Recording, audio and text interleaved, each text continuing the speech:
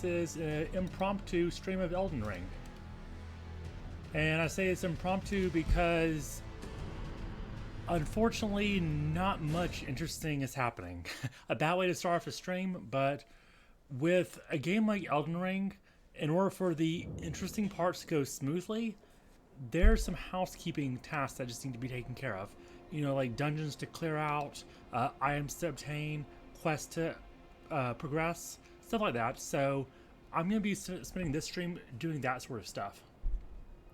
So yeah, let's go ahead and get started. I recently defeated Radon, so let me actually see if I have enough runes to buy some of his armor. I'm not going to really wear it, I just want to... I need to have a demigod armor to progress quests, box quest line. Receive equipment from champion. Okay, Radon's line armor. This can be altered by Bach, so I need this in order to progress his quest line. And by the way, this is mostly what I'm going to be doing all stream, is progressing quest lines, obtaining items, clearing caves, stuff like that. Just housekeeping stuff, so that when I get to Langdell and start doing stuff like Langdell, Volcano Manor, stuff like that, it'll go more smoothly and I won't have to, you know, go around and do miscellaneous tasks like this. So this is like a cleanup housekeeping stream, really. Let's see, can he do that? Master, my okay, apologies. He's realizing he Your can't. wardrobe includes the garb of the old demigods, and I'm afraid I can't make adjustments to them. My mum told me once that a royal seamster would do them up in a jiffy. Just wait, Master. Well, too bad you're a Before demi-human. long, I'll be that good too. Is that a gift from my undeserving self? Thank you kindly. But what on earth could it... Oh, what amazing. I've never seen a golden needle. Not in all my life. Yeah, there's a reason for that. Gold's not a good material for making needles. Are you certain that this is for me? It's too malleable. I can hardly believe it. Have faith in me, Master. I'll polish my craft. There's this trope that in fantasy games and stuff that if something's gold, it must, like, the golden version of an item must be the best. But when it comes to the physical properties of gold, that's often not the case. Master, may I ask you something? Would you mind if I called you Lord? I heard that you and the other Tarnished seek the throne of the Elden Lord. Well, I know that you will be the one, and you'd make just the manner of kind-hearted Lord that I'd wish for. So please, if you would, allow me to call you Lord. Okay. You don't say. Thank you. Thank you, my Lord. My Lord, my Lord! Please become Elden Lord, and please let I, Bok the Seamster, remain at your side. Do you think that Mum would be pleased if she knew that I'm as good as any royal seamster now? Oh, it's still not enough. I need to learn how to sew from scratch like her. We're going all complete. Alright, let me rest. And I can talk to Melon about this. Your seamster, Bok. I see him crying from time to time. I think he misses his mother. He wants someone to tell him he's beautiful. Does being born of a mother mean one behaves in such a manner?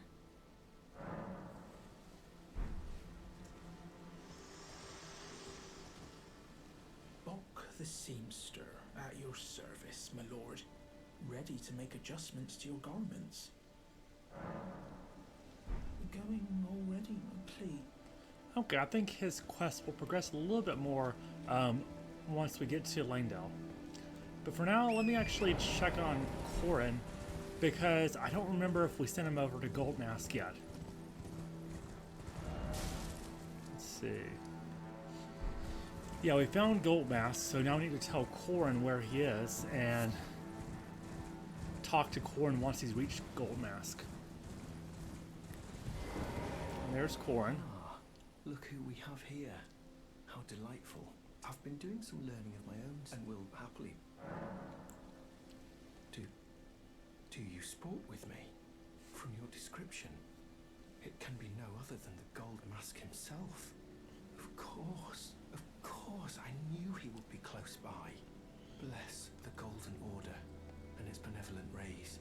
And to you too, my sincerest thanks. Gold Mask is, of course, a scholar of the Golden Order, specifically trying to sort of tease out the mysteries of topics such as the Urt Tree, Marika herself, Radagon.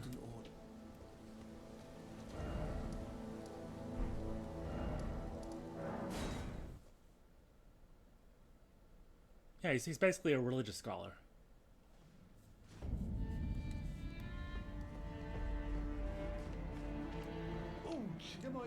Anything I can buy here? I can buy 2 of those.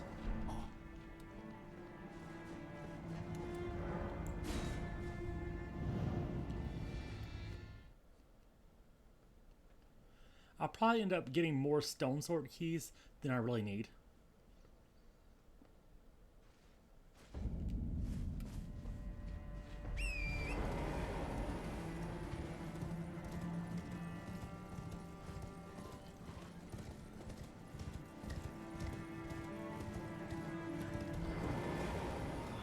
We meet yet thanks to you and taken my place. Have no fear, though we must do so quietly. The Master is always deep in contemplation, while I frantically attempt to record his wisdom, the movement of his finger. And though I am yet to comprehend even the daintiest morsel of his wisdom, I know that this is my life's calling. The Golden Order has bestowed me, talentless as I am, the great duty of documentarian. So obviously, you know, Gold Mask is heavily inspired by religious asceticism, although typically religious ascetics don't typically wear masks of gold and have gold jewelry. But other than that, he fits sort of the aesthetic lifestyle. Okay.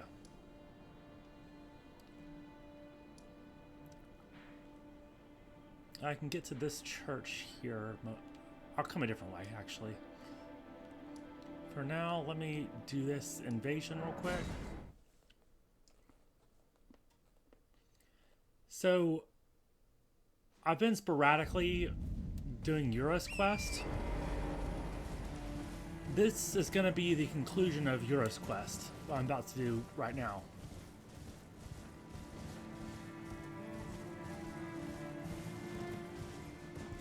Because as much as he warns us to be careful, first of the dragon, then of Eleonora and all that, he's the one who really needed to take advice to be careful.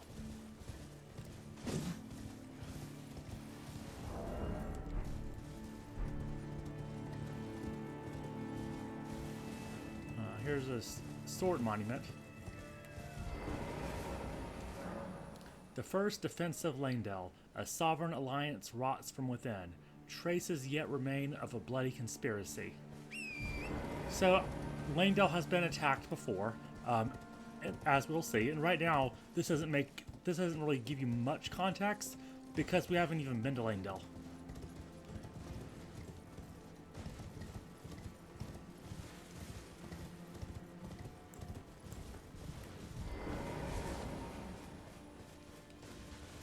Best to take care of these dogs now rather than during the fight.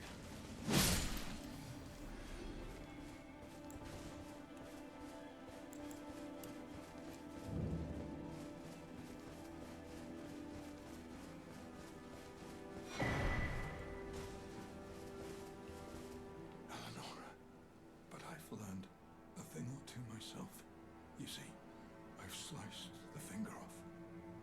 Please. Please. He's hunting the Bloody Fingers, who are a sect that we haven't really dealt much with yet, Yield.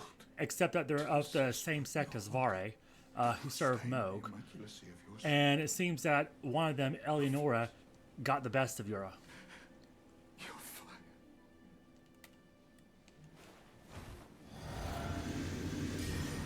Well, time to prepare.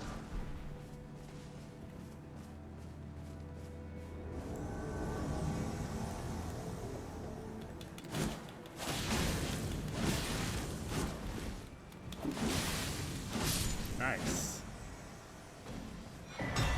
That was easier than I expected.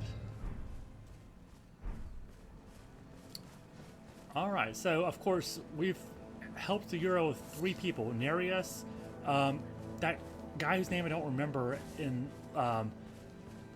Ray Lucaria, and now Eleonora. These are all Bloody Fingers, and they work for the same guy that Vare works for. So that's done. Let's see what else we need to do here. I've made notes of what all I want to accomplish today. Okay, next I will be going after a useful talisman that I probably should have gotten already, but I just haven't really gotten around to it. Where? Okay. Yes. That would be the Golden Scarab. It's going to... Oh, you know what? Actually, there's something I need to do before this. The Golden Scarab is going to increase the amount of runes we can obtain from battle. I'm going to join the Volcano Manor.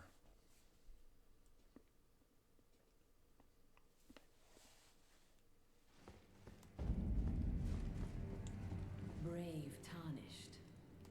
Welcome to the Volcano Manor. I am Tanith, the proprietress of this house. Raya spoke well of you. A warrior of promise, I believe she said. Perhaps you are prepared to make a commitment. Will you join us here at the Volcano Manor and resist the tide? Why accept the burden of their grace, or be fooled by the dogmatic ramblings of the Fingers? Rise with us against the Erd Tree. Interesting. Your decision is most welcome. Now you belong to the Volcano Manor family. The drawing room lies down the hall. Make yourself comfortable, but be sure to earn.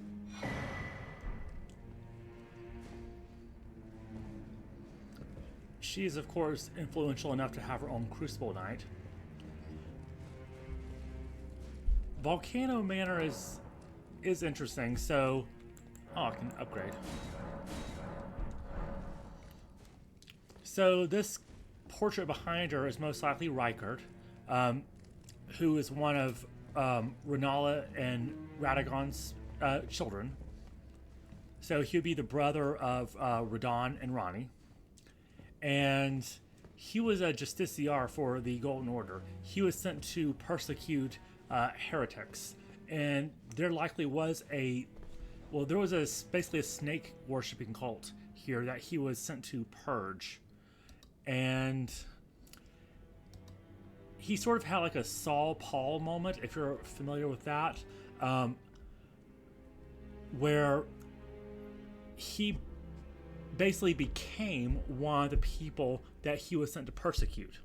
In particular, to use a real life example, the Gelmir snake cult, it seems to be modeled after the Glycon cult from the Roman Empire, and it's connected with that cult was connected with fertility, and we'll actually see evidence of connection with fertility later, and I'll explain more at that time.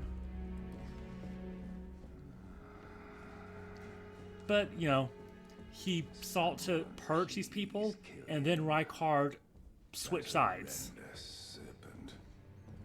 and now he's in open rebellion against the Golden Order. Which, I mean, with all the issues of the Golden Order, openly rebelling against them is probably a good decision, but the way he's going about it is just terrible.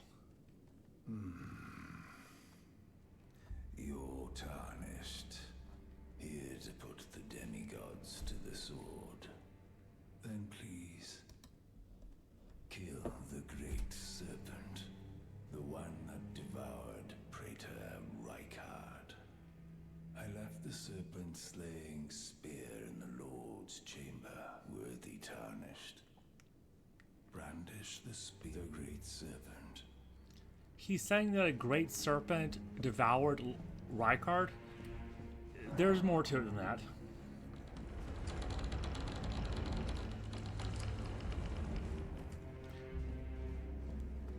This, you probably won't recognize him with his helmet on, but this is Bernal.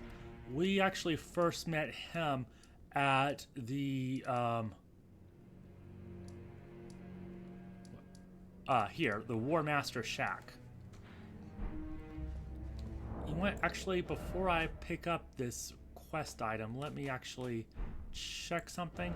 I want to see if I've already gotten the Hammer Talisman. I should actually do that before I start this quest, if it's not too late. It may actually already be too late for me.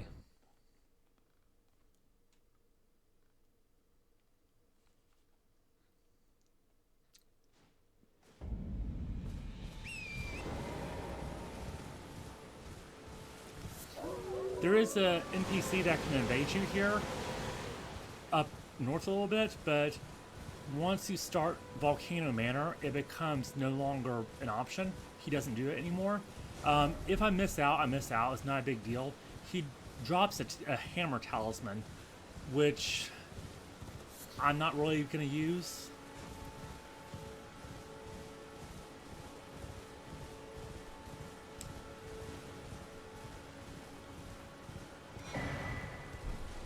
Okay, so it appears I might have missed out on obtaining the Hammer Talisman, but that's not a huge deal. Let me just make sure,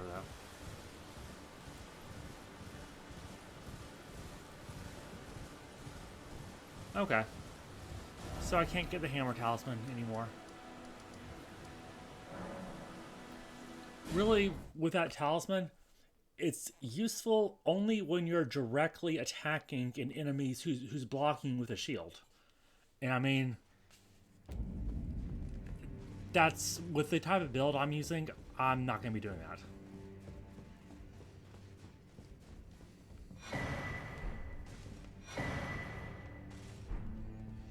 You, what in heaven's name are you doing here? The Volcano Manor is a pit of recusants who spit at grace and hunt our own kind. I hope you understand the weight. Well, as long as you have harbored doubts from the very beginning. Perhaps this day was always lurking on the horizon. But know that the path you... He asked us when we first meet him if our faith in the Golden Order holds firm, and I chose I'm not sure, so that affects his current dialogue. Think on that. And this is Dialos, who supposedly came here for revenge. Let's see how well that's going. It's you, is it? Well, nice to see you again. So you've been invited as well, I see. Then we're comrades in arms henceforth. You watch my back, and I'll watch yours. Yes? I can tell. You're wondering about Lanya. Well, you see, after much internal debate, I've come to realize revenge is not the answer. Coward. According to Lady Tanith, I've got the stuff of champions. And champions, ironic as it is, are oft forced to walk a tainted path. It hit me like a bolt from the blue, that my former thoughts were simple naivety. Of course, my heart weeps for Lanya. Sure. That unfortunate incident was a cruel twist of fate indeed. But succumbing to the pain and sadness caused won't make me a champion, will it? Lanya knows this, I'm certain. Fate has laid hard roads for us both, but such is true of any road trod by champions. You suck. Hello again, brave Tarnished. As a scout, I am pleased to see you again here at the Volcano Manor under Lady Tanith's guidance. May you tread the path of valor. Brave Tarnished under Lady Tanith. Okay. So I'm gonna rest.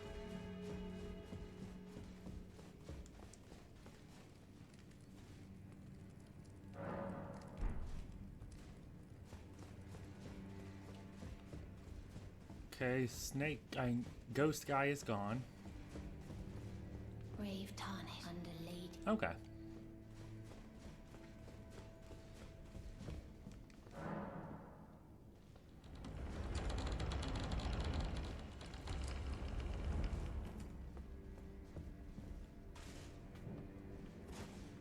Okay, that's not the right room. Let's go to this one.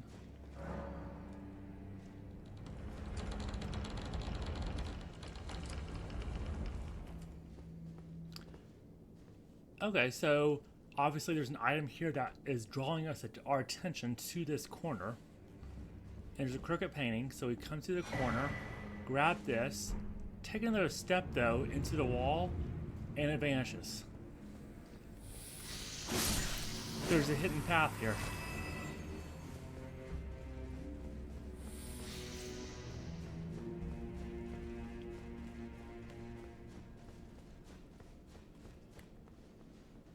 And really, I came here for this guy.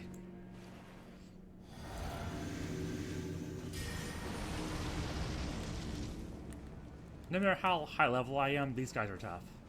So I don't take chances. Bloodhound claws, that's really what I wanted.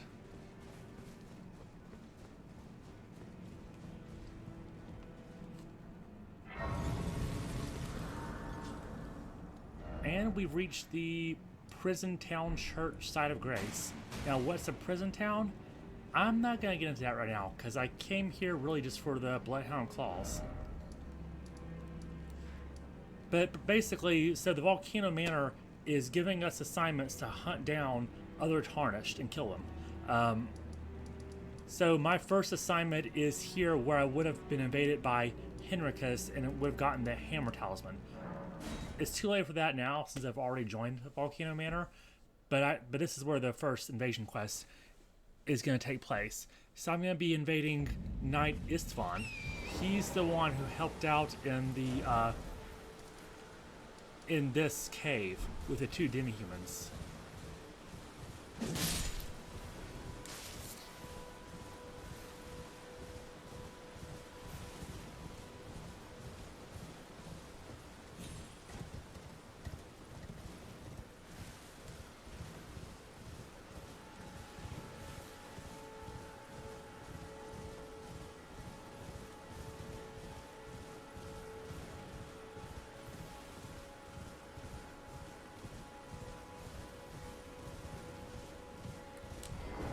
And this red sign means this is where we can invade somebody, as opposed to them invading us, which can happen at any point if we're in a certain area.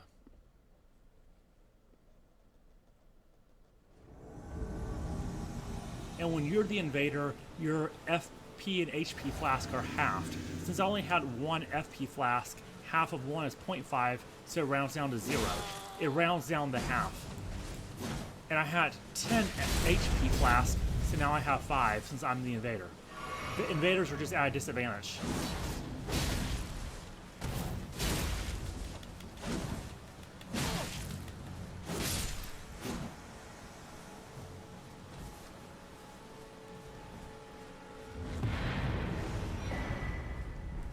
As for why we're invading Istvan, because he's tarnished. And yeah, we're tarnished too, but this is part of a rebellion against the Golden Order that we're not really fully going along with.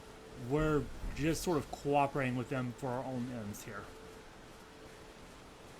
Okay, so that's done. Let me report back to Tanith.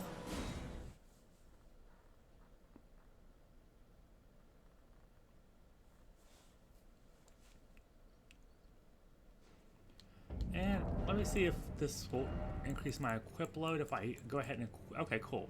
I can equip the Bloodhound Claws. So now I have the Bloodhound's Fang and the Bloodhound Claws. I'm really only using the Bloodhound Claws for their Astravore.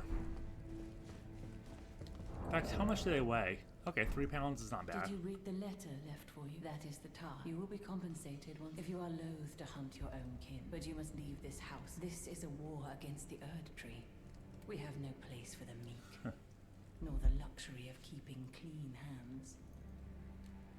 You've completed your task. I am pleased. Now you are a recusant true, and a full-fledged member of the Volcano Manor.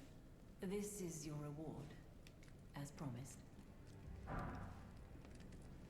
Never forget that the recusant fights to tread the path of the champion.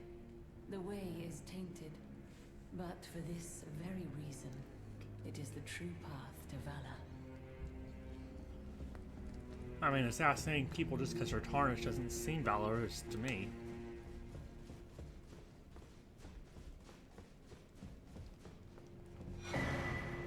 Let's see, is your dialogue changing? I always resented these hands. Their pale complexion. A far cry from any warriors. The shame of House Hoslow. But that won't be the case for long. They'll be darkened by grit once I've set out on the path of champions. Sure. The tale of House Hoslow is told in blood, after all. Loser. So, you've blooded your sword in the hunt. Then I shall introduce myself once more. Banal. A recusant, just like you. Recusants have particular battle arts, styled to our methods of slaughter. Why not add some to your repertoire?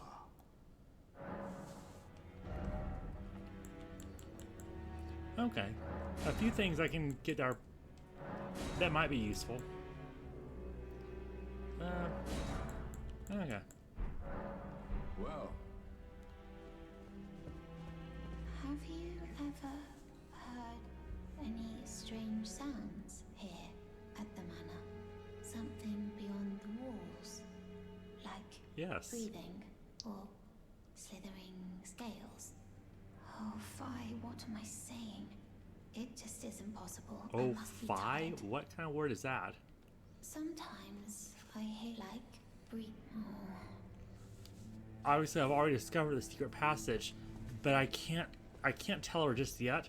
I believe I probably won't be able to tell her until I defeat a certain boss in that area. And now Patches is here. Well, you joined the manor, huh? I don't believe it. Didn't think you had it in you. And here I thought Raya was barking up the wrong tree. All good though. We're on the same side now. We'll do good work together. Patches is only on Patches' side. Oh, and of course, we can do business. Patches Emporium at the... Can I actually sell anything? Do I have... Okay, I have... Actually... more rooms than I expected. Okay. With these items, anyway. Probably don't need another stone sword key, but whatever. Cheers for the...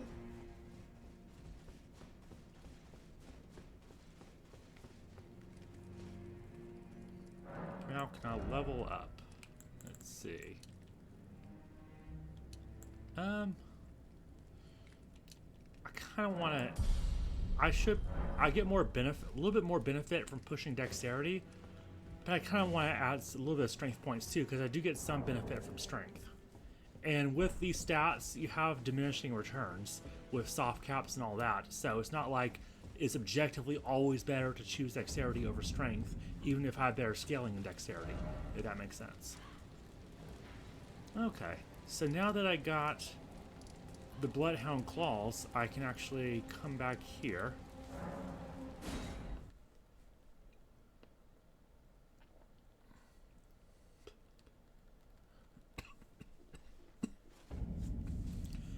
And the thing about the Bloodhound Claws is I wanted them for this Ash of War Bloodhound Step. There actually is another way to get the Bloodhound Step Ash of War, but this was just easier. The other way was to defeat a Knight's Cavalry here in Caelid. But since I'm already going to be doing the Volcano Manor stuff anyway, and that thing was on the way, I might as well just get it this way. Plus, it fits the theme. So have, you know, one of their Bloodhound Knight's weapons to go with my other Bloodhound Knight weapon. Now I just need the Bloodhound Knight's armor, which you can actually get.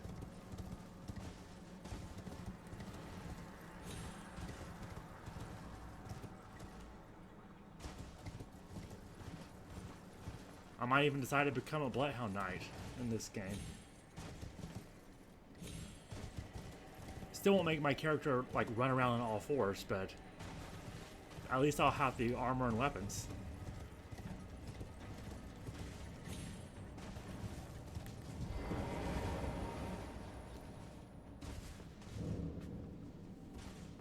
And the reason I wanted this Ash of War is because of the Scarlet Rot here.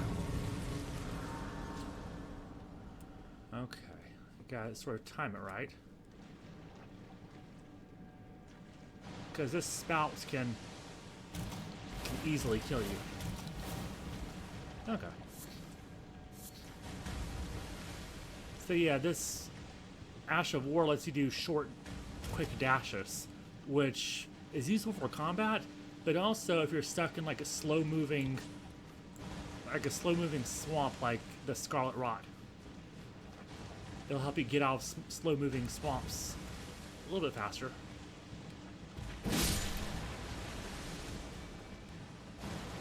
And I may not use it, but this, if you want to inflict poison, this bow is good.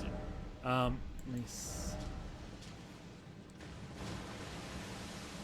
imbues arrows with poison through pagan magic, revealing its true worth when used with poison-infused arrows. So yeah, if you're wanting to use poison arrows, this is the best bow for that.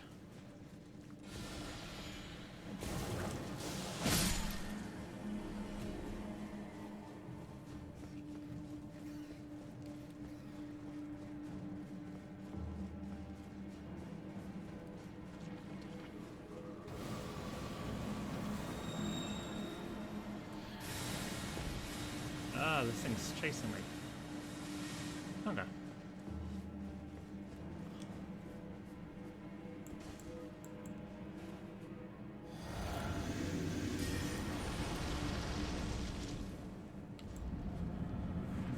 And there is Scarlet Rot here, so you do have to be careful. And there's two of these guys, so I'd like to take out one of them quickly. Oh, not what I meant to do. I meant to reapply Blood Flame Blade.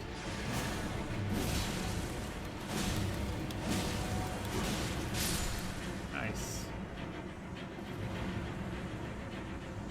With these guys, Clean Rot Knights, it's best to use fire damage against them, and Blood Flame Blade, of course, lets me do fire damage.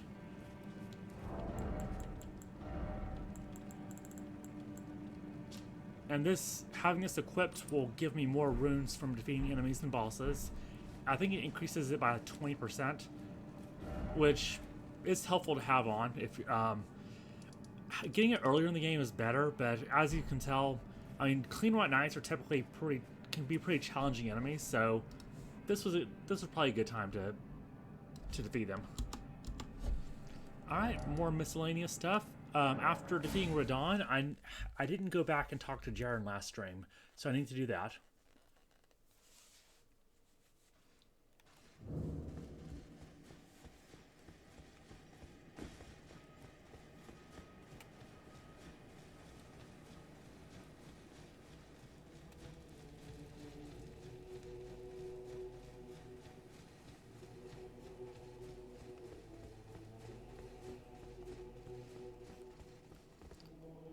Okay, in here.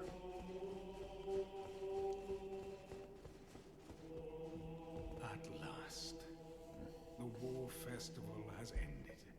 Brave champion, you have our gratitude. The celebration was spectacular. General Radahn is surely pleased. Festering with rot and crippled by madness, all he wanted was an honorable death. Finally, my work is done. I'm no longer bound to this fortress. I have a task in mind. Old business, you could say. His old business will intersect with Selen's quest. May we meet again, if the fates deign it. Brave champion. Okay.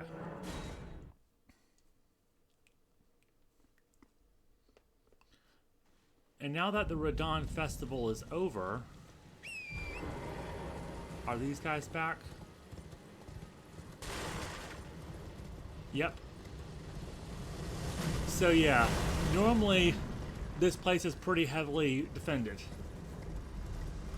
But the soldiers abandoned their posts during the Radon festival.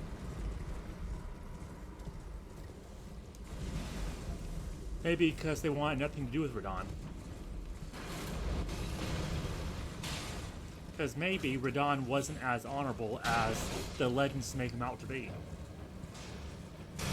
Just a thought.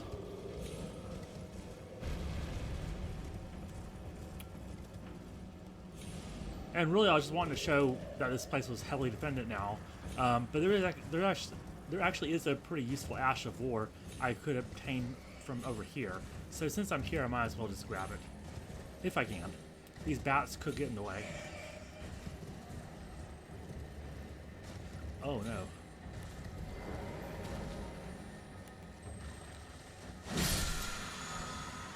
Flaming Strike. That's a pretty good Ash of War. I can't use it with my current sword, but... Oh, okay. I forgot.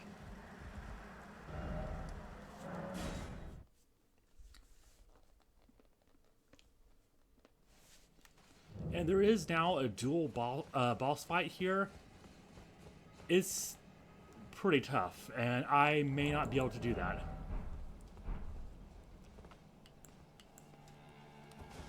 But I'll give it a try, and if it doesn't work out, then I'll come back when I'm higher leveled. A little bit nervous about this, actually.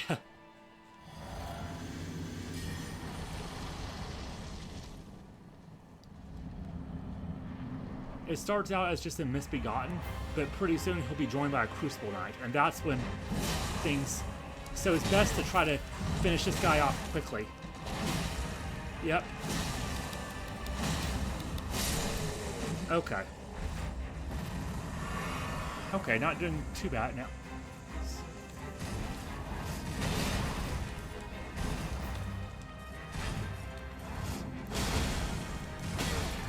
Yeah. It's hard to find, whoa, an opportunity to heal with these guys.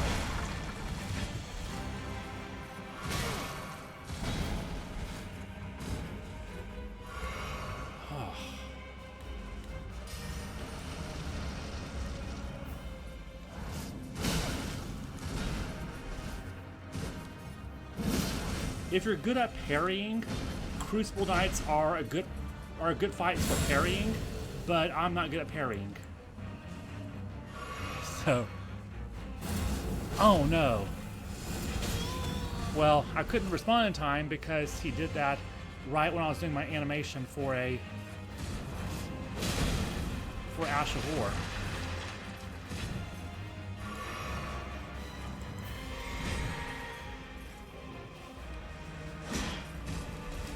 Wow. Okay. Okay, now this, you can usually jump over them. Wow, okay. Right from one attack into the other. Nice. Okay, and if you were going for the Platinum Trophy, this Ruin's Greatsword is one of the legendary weapons that you have to obtain. And it's a weapon for strength and intelligence, which is an interesting combination. Originally rubble from a ruin which fell from the sky, which is referring to here, Crumbling Fire Mazula. We'll get to that later. There actually is a way I can use the 4 belfries to get a sneak peek of what that looks like, but I'm not going to do a sneak peek. I'm going to go to it when I get to it, so you can see the full thing all at once. This surviving fragment was honed into a weapon, one of the legendary armaments. The ruin it came from crumbled when struck by a meteorite. As such, this weapon harbors its destructive power. So, if, of course, something having to do with meteorites, it's here where Radon is. Yeah, I can actually level up.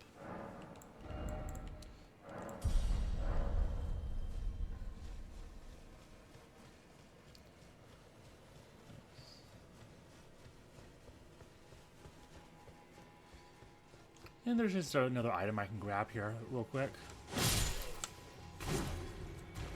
But yeah, as you can see, this is heavily defended, but since I already had unlocked this side of Grace in here, I could just warp here instead of having to fight through all these guys.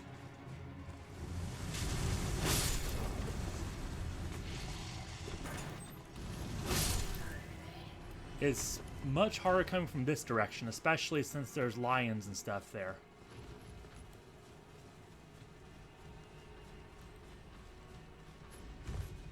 So all these guys were the soldiers that abandoned their post during the Radon festival. And again, you would think that people who served with Radon would be more interested than civilians in giving him what he wished for, which was an honorable death, but they were not. And that should speak to something about Radon's character, beyond the propaganda of him being this heroic figure. Okay.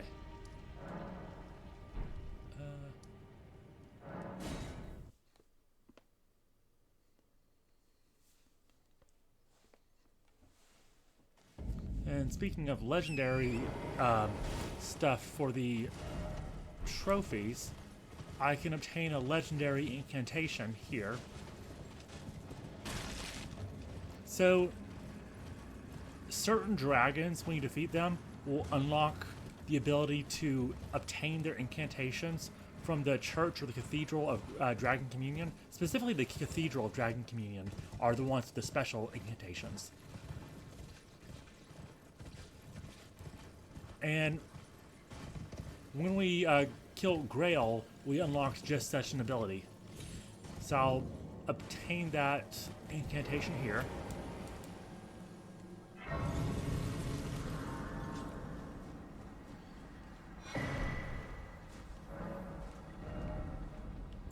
And this is what we want, Grail's Roar. When you use it, enemies in the vicinity have their both attack and defense lowered. I obviously don't have the stats for it. And this is just, I don't have the stats for this either, but as a good utility incantation, Rotten Breath is really good for just applying Scarlet Rot. And I'll get this too. Okay. And interestingly, in fact, let me get some more. Okay, got quite a bit of dragon stuff here. And let me rest in case I need to do that to change.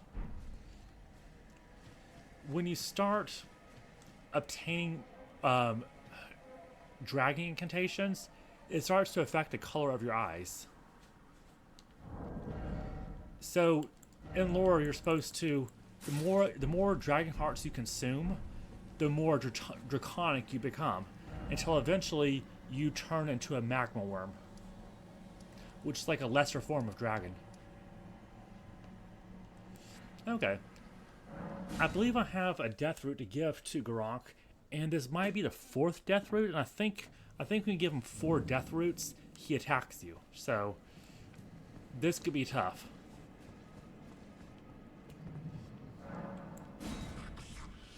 Yep, I'm about to be attacked.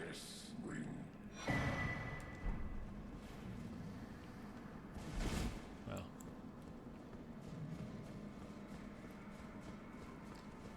He'll attack once I rest.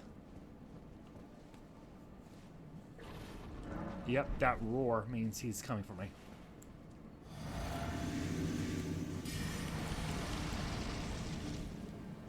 Alright, let's go.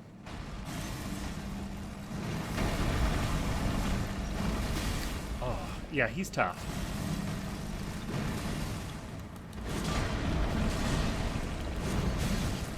Wow. Ah.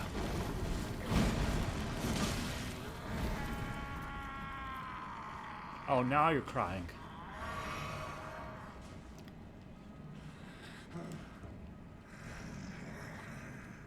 Put it away. I won't forget. Again. You better not. I'm so pleased. We can actually continue his quest, so I'm going to not kill him.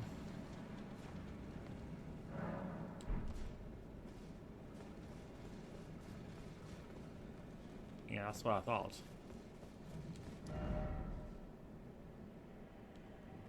Okay. There's another legendary talisman we can obtain here.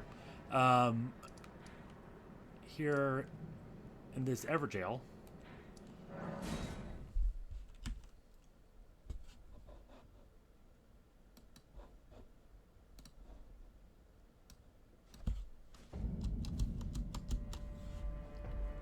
All right.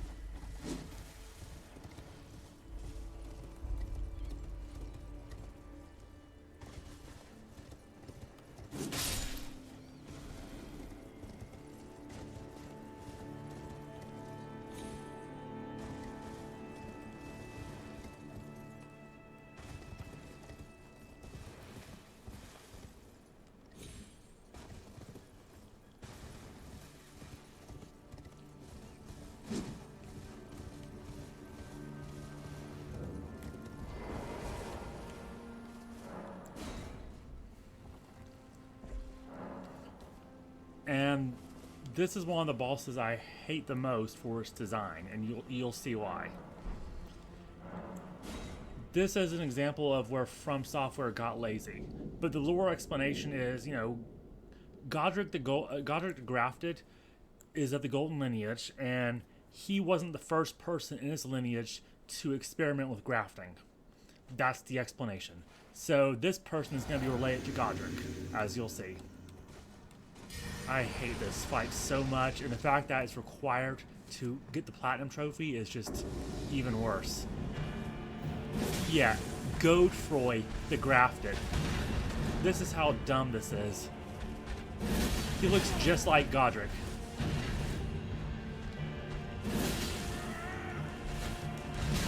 Ow. He's a little tougher, but he doesn't have a second phase with the dragon, so there's that. Wow. Okay.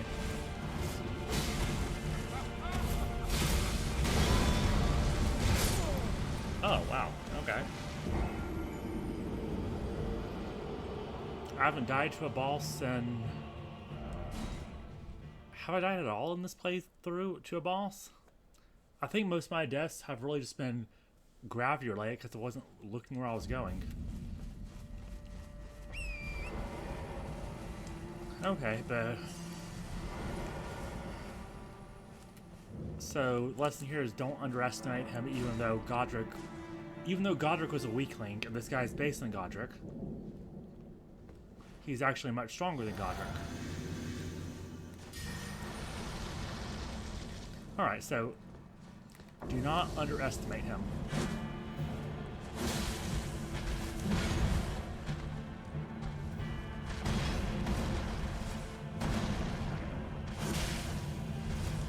Alright, playing it a little bit safer now.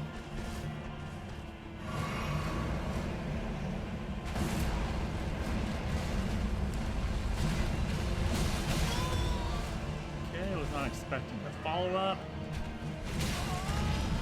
Okay.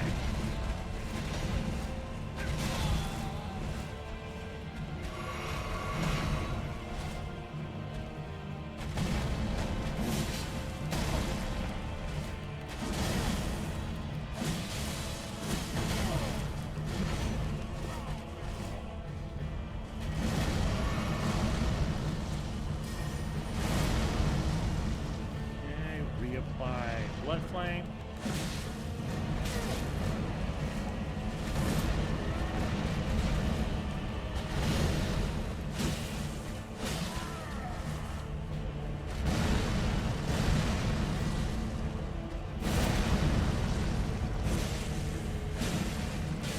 There. Okay. You got lucky that first time.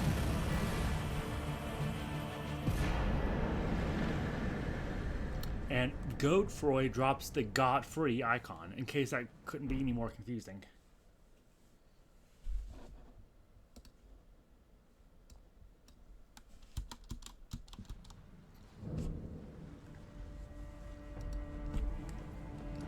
Alright, I can come down here and obtain a memory stone. And again, that's what the stream is. It's random miscellaneous stuff that I didn't want to put in a different stream, but that I do want to get done for the sake of this playthrough.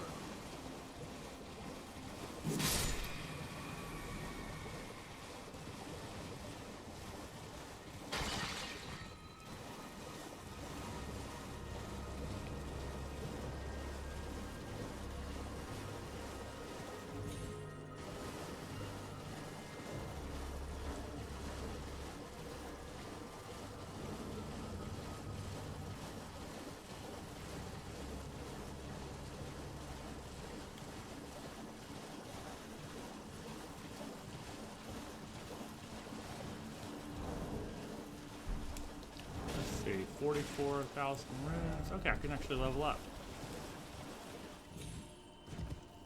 So yeah, just keeping this golden scarab equipped is just gonna passively just make things go a little bit faster as far as leveling up.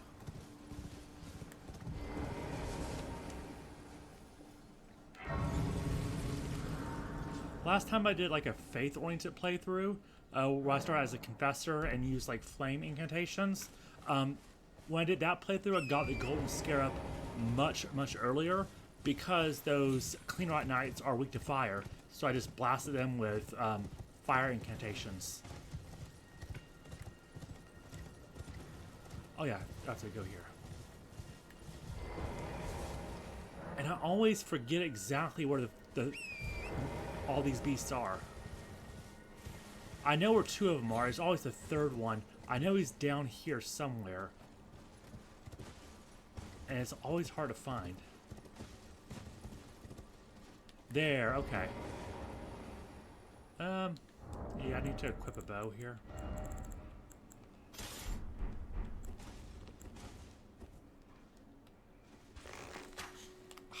Oh, that was a waste of an arrow.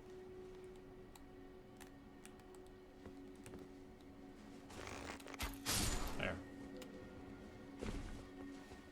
I always do the manual aim with the bow. I keep forgetting that you can actually lock on with the bow. Okay. No need for that bow anymore.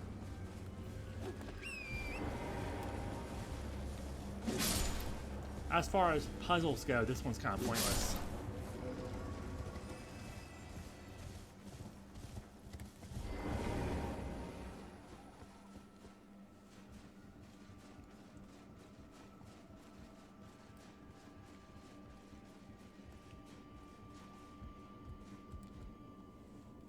Oh, hey, Sydney.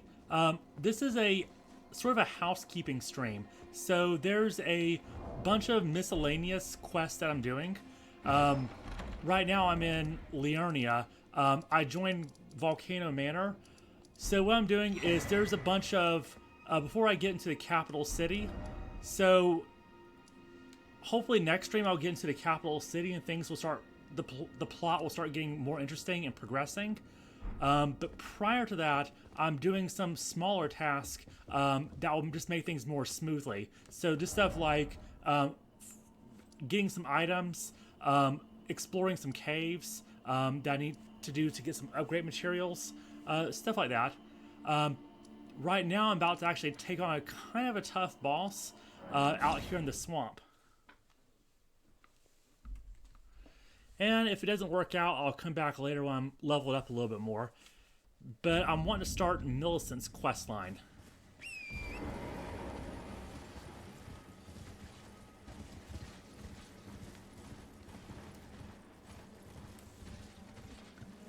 Millicent is a daughter of Melania, and it's...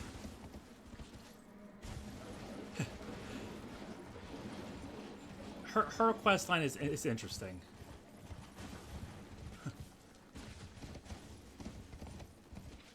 Well, if I'll tell you what, if you want a good start in Elden Ring, watch my first stream on YouTube.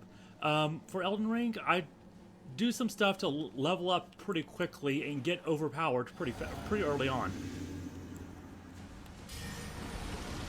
And then some of it, of course, is just practice. Like I was really bad at the game too when I first started. And in fact, it was several playthroughs before I actually got pretty good at. Wow, like this used to be a really tough boss, but because I know how bleed procs work, I got most of his health down before he could even summon his guys.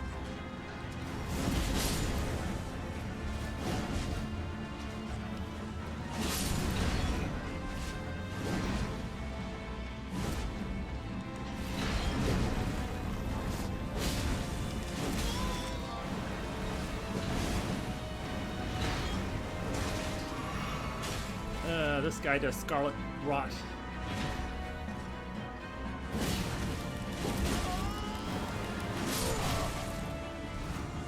Okay.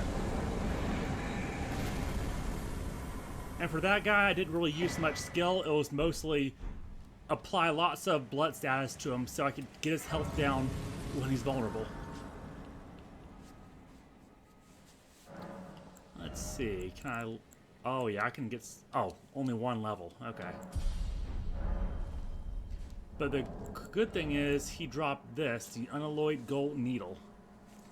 And this is something that I can use to start Millicent's questline.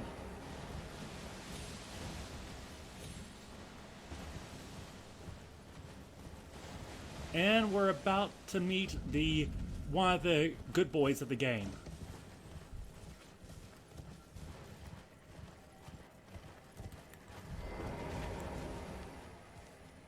I have the beast repellent torch, so this thing won't attack me. But it's a dog with his little spiked collar.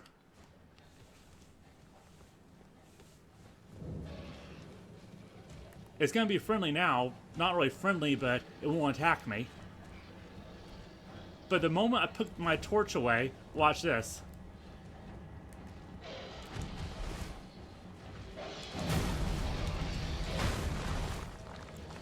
Yeah, I'm going to keep the torch out.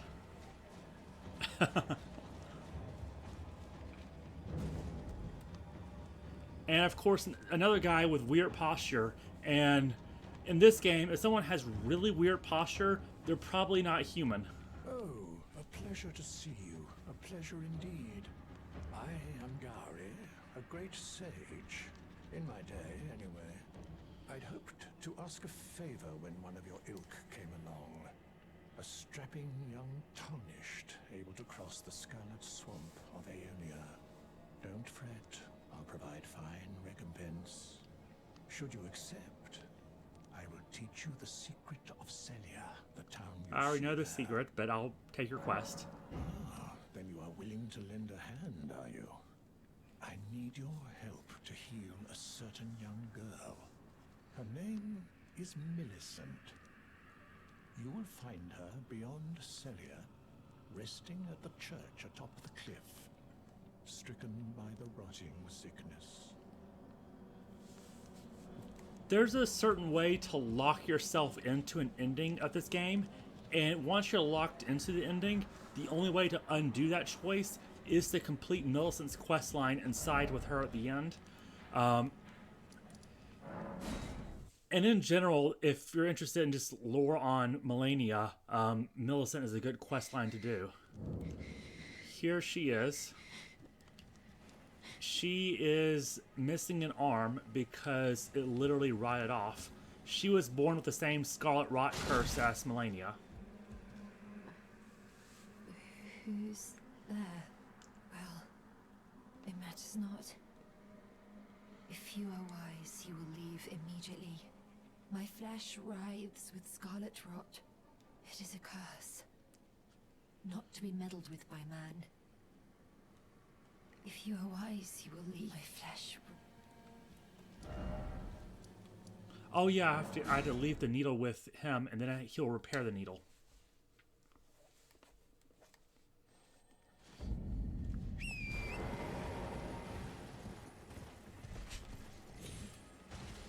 And there's one other vicious-looking dog in this game that is completely, like, totally friendly. He looks like he'll rip you apart, but even if you don't have the beast repellent torch, he just won't attack you. He's in Lanedale, the capital city, and I always like to stop by and say hello.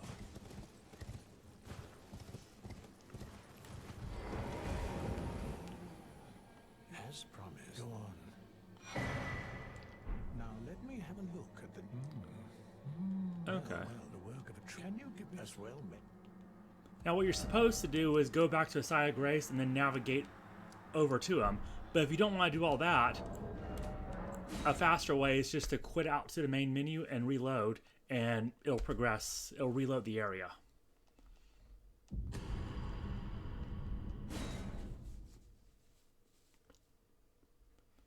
So my goal in this stream, so I'm doing all the quest lines. My goal is to unlock all the possible endings. I know which one I'm going to choose. I'm going to choose the Ronnie ending, but I'm going to unlock all of them just to, so I can do all the quest lines and show everything that needs, like all the story stuff. Now it will forestall. Will you give it to the girl? I will reward you in kind. Unalloyed gold needle. Millicent rests attended to by the witless pests who worship her, or rather her rotting sickness, as a god. A wretched fate, indeed. The poor girl, she never wished for any of this. Yeah, so those bug-like creatures, the Kindred of Rot, he is one of them. Just in a really weird disguise. And this thing we got, so there's gold is a common theme in this game, but specifically unalloyed gold was used by Mikola as an attempt to ward off the influence of outer gods. But unalloyed gold is very malleable, so it's a hard thing to craft a needle with. Because you think, something that malleable, you turn it into a needle, the moment you try to insert that needle into anything, is gonna break. But this looks to be very intricately made.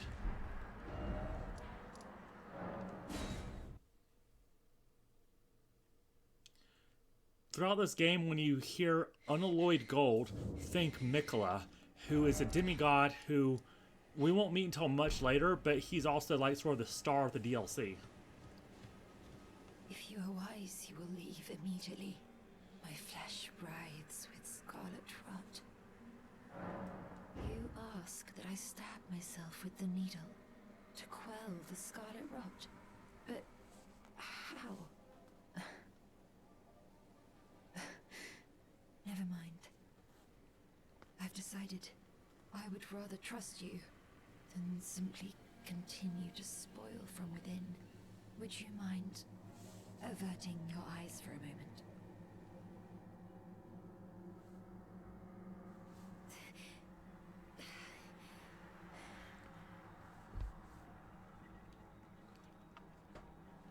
Well, that was easier than expected.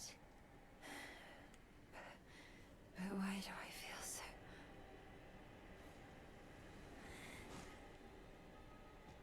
And she fainted. So let's rest. And... oh, there she is. I hoped to see you And we again. can actually find a prosthetic Apologies arm for her. for when last we met. I fainted before I could even thank you. Everything is as you said. Since inserting the needle, the scarlet rot has ceased to writhe. Even the nightmares have abated. And now, though I can scarcely believe it myself, I can move as I please. Not that I could ever truly repay you, but I would like you to have this, by way of thanks. A token though it is. I'm considering leaving. On a journey, with the needle buried in my flesh. I've started to recall, but dimly, my destiny. It's all thanks to you. My name is Millicent. I pray fate permits us meet again.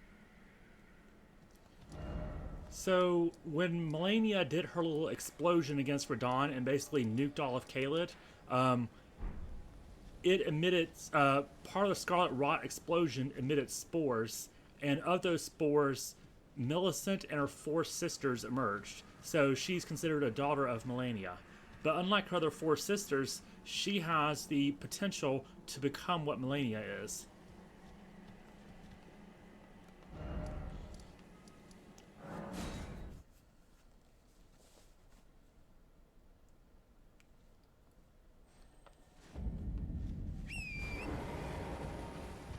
And this whole structure right here was like, this is ground zero for Melania's explosion.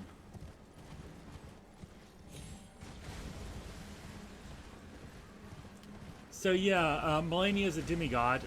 She's the sister of Mikola, and they're the children of Marika and Radagon. So yeah, she's a demigod, but she was born cursed. So she was born with the curse of being afflicted with Scarlet Rot. So her limbs and stuff are rotting away, but despite that, she's still very dangerous. She's considered the most difficult boss in the base game. Oh, hello again. Something about this place felt familiar to me, so I decided to pay a visit. Hoping to Like, find compared to someone the rest here, of the bosses in but I've Elden only Ring, found emptiness. Melania is Perhaps exceptionally before my difficult. departure, I needed someone to say farewell to. I'm actually about to go somewhere with Well, never mind. information, that. more information I about must Melania, focus on my journey. I must stay strong. Well, I must. which is the Shaded Castle.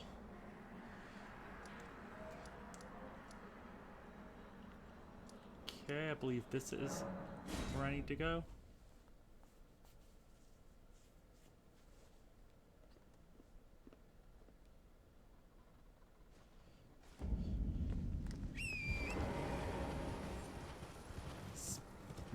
Speaking of good dogs,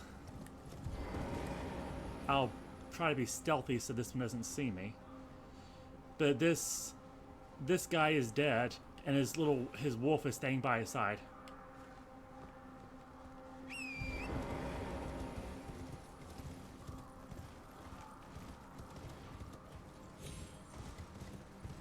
Can I get down here?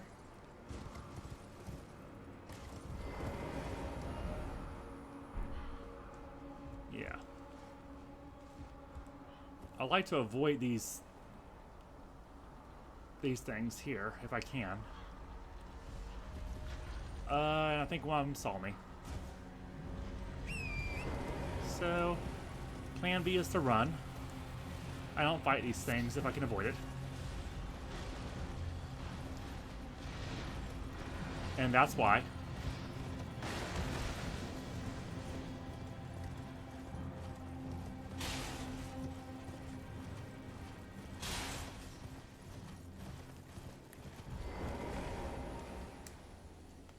So on the subject of quest,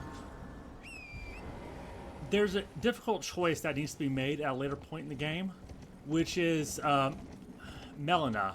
So there's the best analogy I can really think of is the whole Ellie situation from The Last of Us.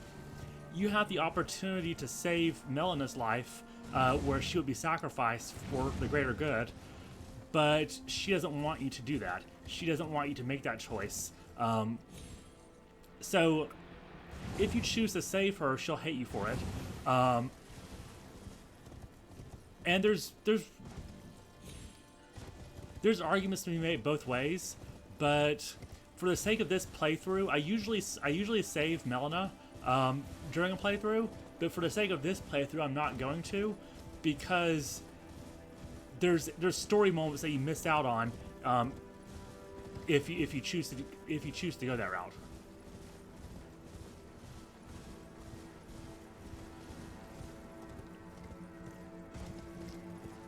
Alright, so this is the Shaded Castle, and it has a poison moat, and it was ruled over anyway by the Mirai family, who, they're a family of executioners, but there's the males of House Mirai are always born sickly and in poor health. And I guess they haven't really come to the conclusion yet that maybe the reason why their family is so sick is because they literally live in a poison swamp.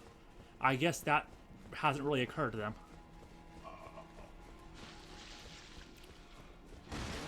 Okay, I have to go through here. Yeah, like this doesn't seem like a healthy environment.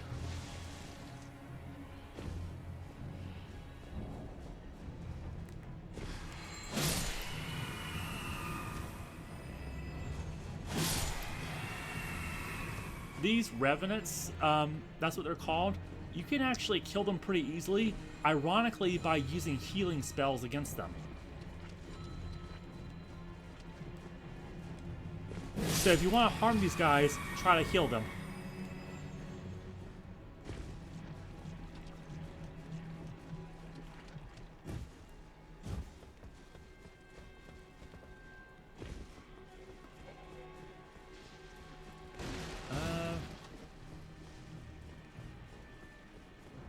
Oh no, that's the other entrance. Okay.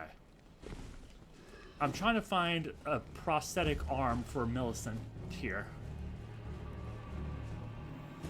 I guess I have to go up a little bit more. But yeah, in addition to being a house of executioners, the head of House Mirai, he makes prosthetic limbs for Melania.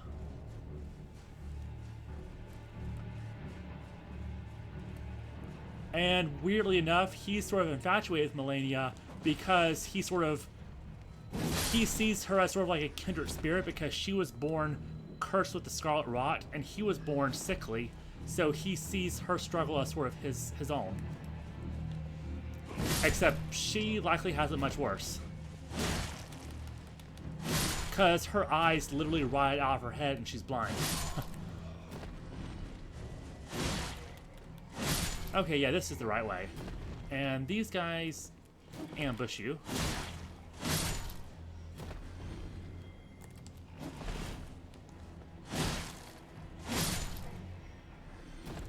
And this is a clean rot night. They serve Melania. So the fact that they're here is interesting. And if they're weak to fire damage, so I'm gonna apply that to my sword.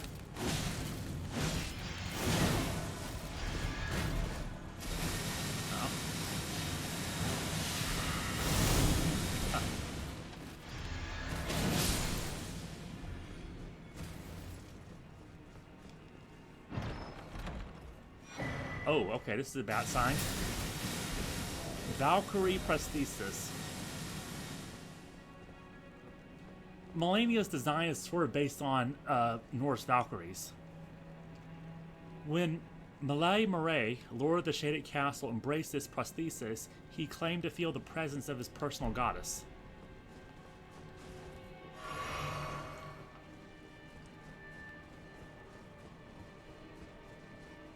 So Melania and Mikola are twin siblings of Marika and Radagon, and when you find out what the situation with Marika is, you'll understand why they were born cursed.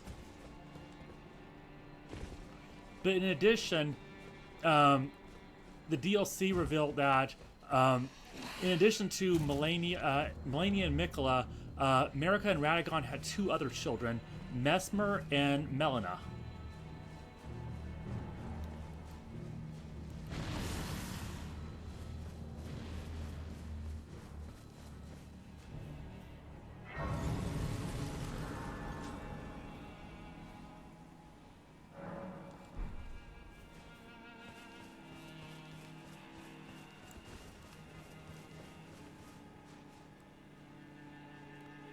Let's see.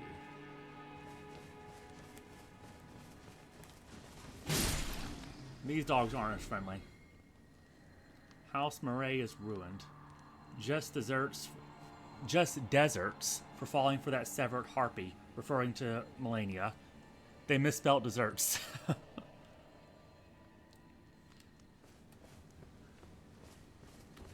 Yeah, Interestingly, all the demigods and their parents are named after George R. R. Martin's initials. So they all start with the letters G, R, or M.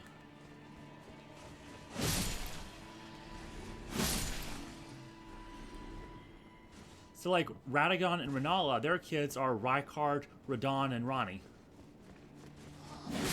And then you have Moog and Morgott, who are also children of Marika and Godfrey.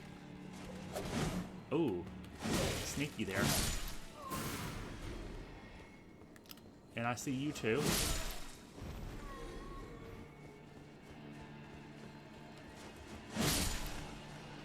Okay, now for the Clean Rot Knight. I wonder if it's... Did it see me, or is it just attacking the air? These things are tough, so I'm gonna just do a sneak attack on it. It might have saw me already. Okay. If it saw me, I can't help it. Yeah, okay. I've been seen.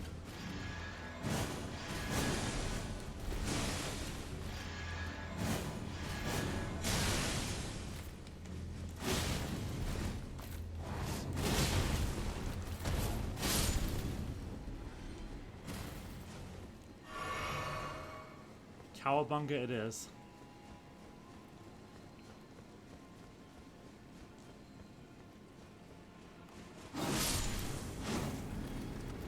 Yeah, anytime your visibility is obstructed like that, just assume that someone is going to ambush you. Alright, closing in on the boss.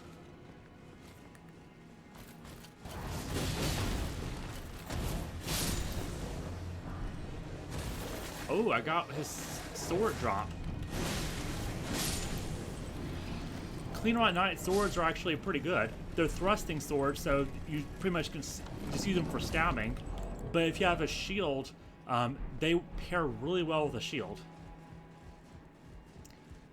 Ooh, okay, I have a stake of Marika, but you know what? We'll give this a try. This boss can be kind of tough.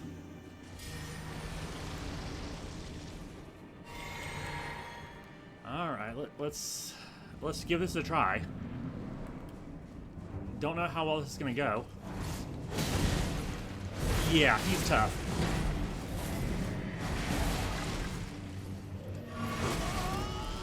But his sword that he drops is one of the legendary armaments.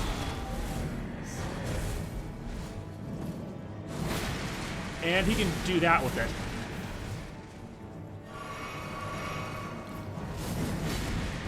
I thought he was gonna charge.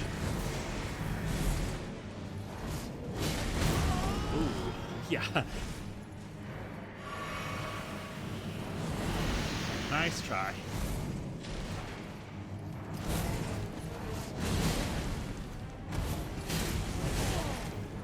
I'm close, but he can still take me out pretty easily.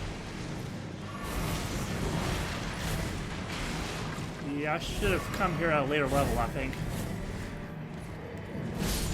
Okay. We can actually get his armor, which is pretty useful, because if you're wearing his armor and you roll into somebody, it does a little bit of damage to them and can sometimes stagger them.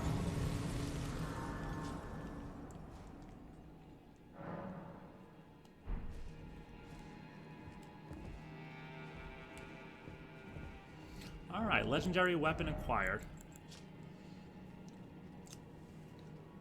Yeah, this is a house of executioners, and this guy was going to be executed, but he stole the sword and used it to slaughter the executioner family.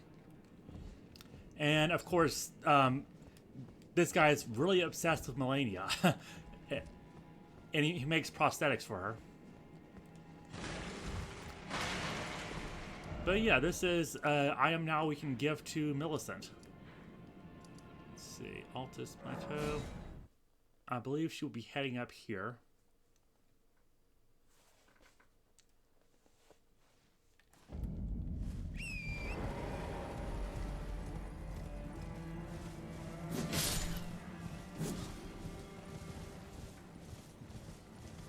I may or may not be entering Langdale today. Spoiler, kind of. Margit, the early game boss, that was an alias, and he was a projection of the real thing. The real thing is Morgott, and you fight him in Lanedale.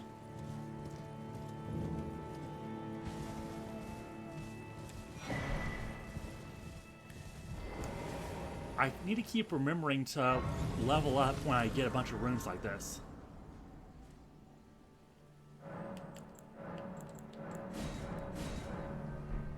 Okay, level up. What should I do? Maybe some endurance.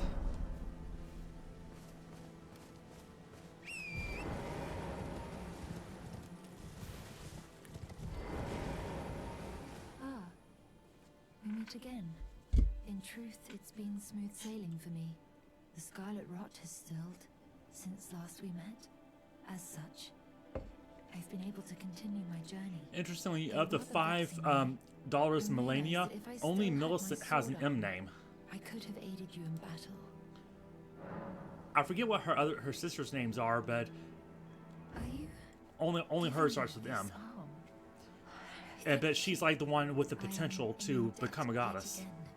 I think if the arm serves well enough, it might be possible for me to wield a sword again. If the arm serves, it might be possible. Perhaps then I can. Okay. So, in order to test that, there's a fight that she can aid us in, and then that'll progress her quest line a little bit more.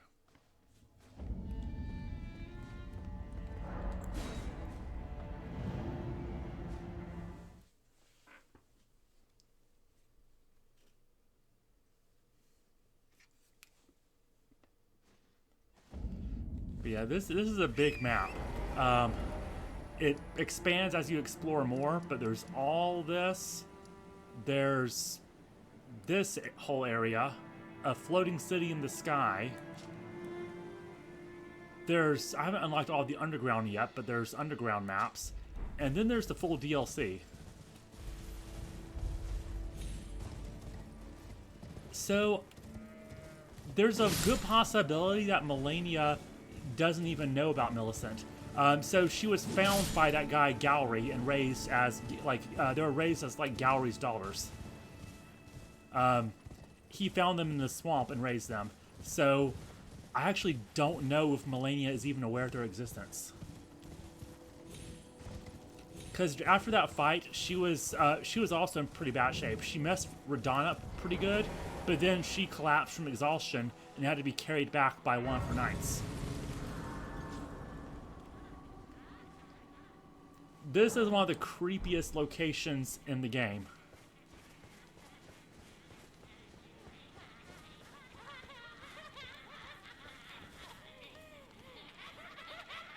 Yeah. These old ladies, they skin people alive and use their skin to make clothing for these creatures called the Gotskins.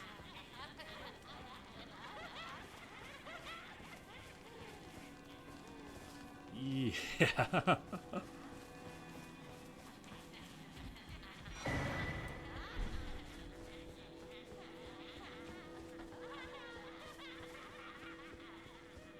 Some of them are hostile. Yep, like this one. Oh, I don't have my beast torch equipped. Okay.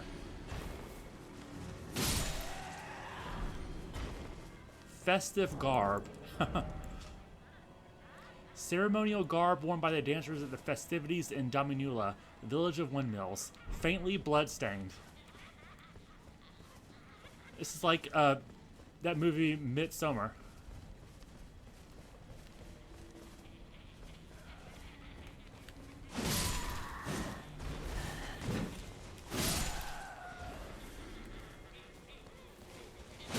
And clear them out because I'm going to.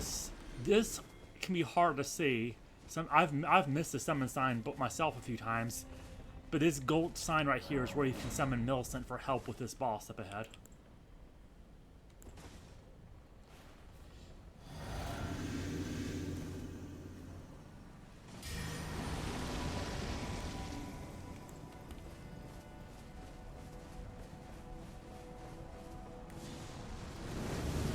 This is one of the Godskin Apostles.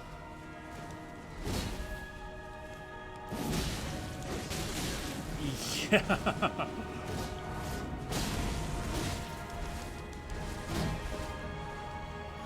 And when you try to heal, they throw these fireballs at you as soon as they see you healing. So you have to time your heals pretty carefully. Oh no, explosion.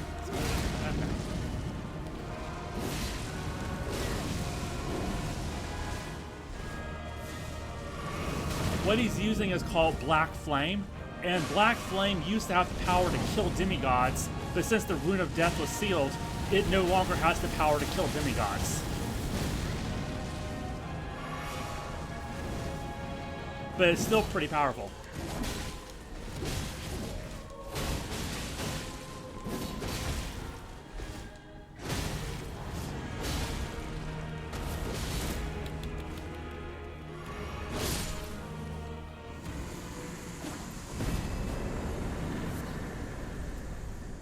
This message, return to the world, only makes sense in the multiplayer context.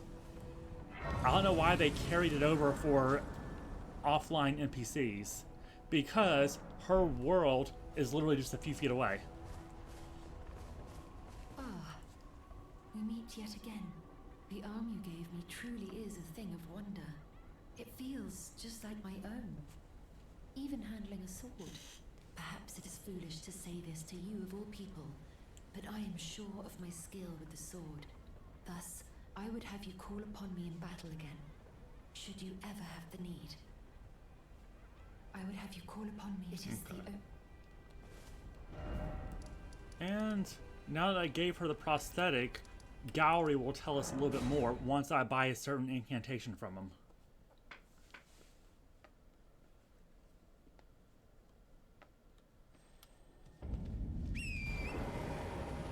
And actually, if you have a faith build, the incantation I'm about to buy from him is literally one of the best in the game for like large bosses.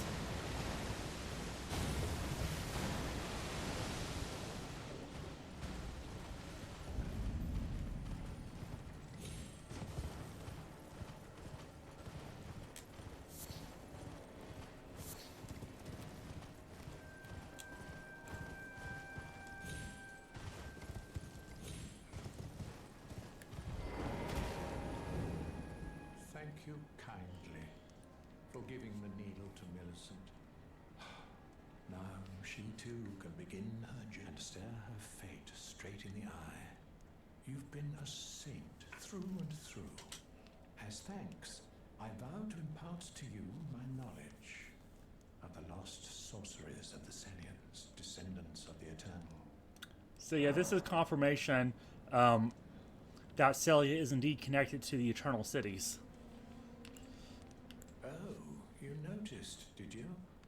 Indeed, Millicent did visit this hovel of a home. It seems the memories eaten away by the rotting sickness yet remain, but faintly. However, she has no need of me anymore. No, she must embark on her journey and stare her fate in the eye. I mustn't impede. As I've aged, I've found the best way to aid the young is to be forgotten. So, you gave Millicent a golden arm replacement. This is a wonderful development. Thank you for your kindness. Now, Millicent may fully realize her true warrior's potential, like her beautiful mother. The girl, Millicent, she is a bird, green and undeveloped, waiting to flower into magnificence. What a wondrous day that will be. In truth, before her, I'd never seen a bud of such superior quality. She might very well outshine her sisters. And buying this will advance things. But this is the same technique that you see the Kindred of Rot using against you, and it's very annoying when they're using it against you. Do you have an interest in rot incantations? Then Then you might like to learn something of the history of Melania, goddess of scarlet rot. Queen Marika and her king consort Radagon were blessed with twin demigods, and Melania was one of them. She was born an Empyrean carrying the scarlet rot. An Empyrean is no mere demigod. In the age of the Elden Ring and Queen Marika, the precious Empyrean was born, a new god to forge a new order. Since Melania fought Radahn, and the great scarlet flower blossomed in Aeonia, I dedicated myself to her, and to the resplendence of the Order of Rot, the cycle of decay. They're a cult, in case that's not clear.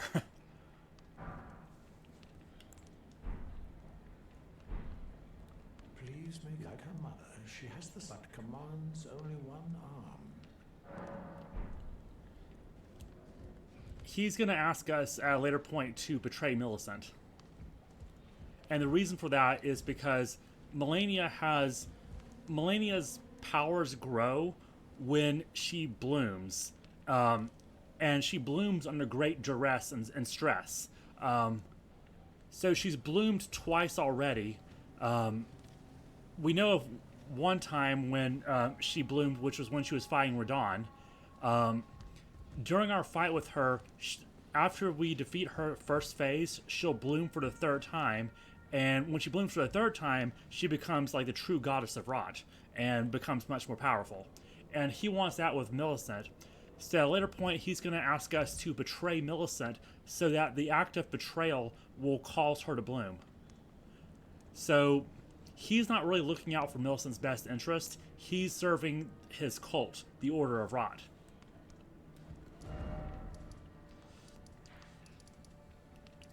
So not the greatest foster dad.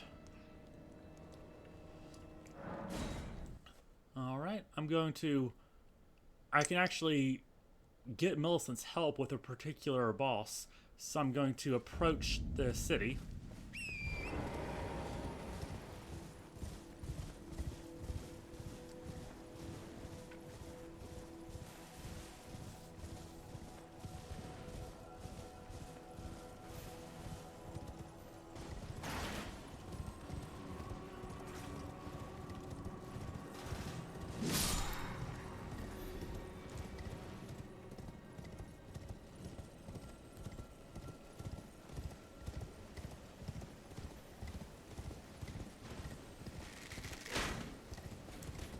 The city of Langdell, when it comes to how we don't really have historical images to go by, we just have descriptions from people who explored there. But from accounts, the city of Constantinople used to look like somewhat like what Langdell is going to look like. And that's sort of where I'm going with, like, in yesterday's stream I was talking about how, like, the Eternal Cities, they all seem to mimic real-world cities, like how Noxtella mimics Alexandria, or Nokron mimics Athens, stuff like that.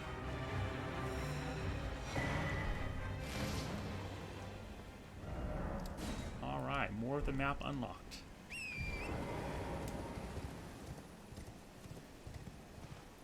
And a gargoyle is going to attack, but I'm just going to ignore it.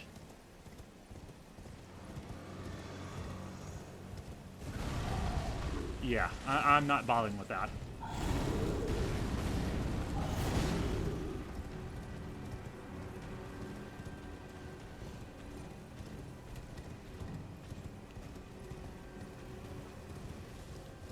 I actually probably should have leveled up.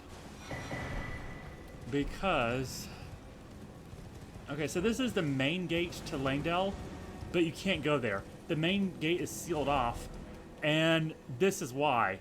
Something happened to a big part of the city, where now it's completely flooded.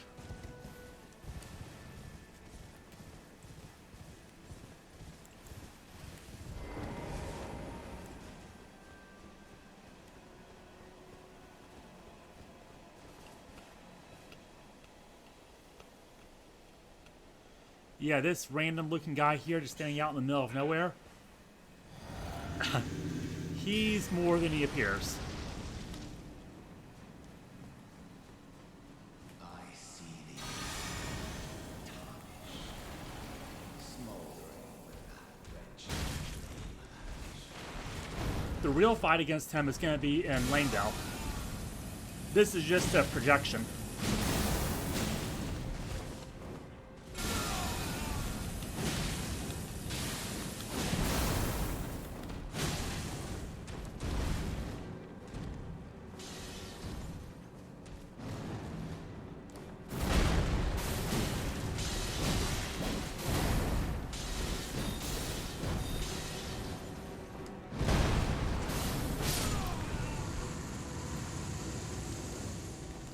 Bye.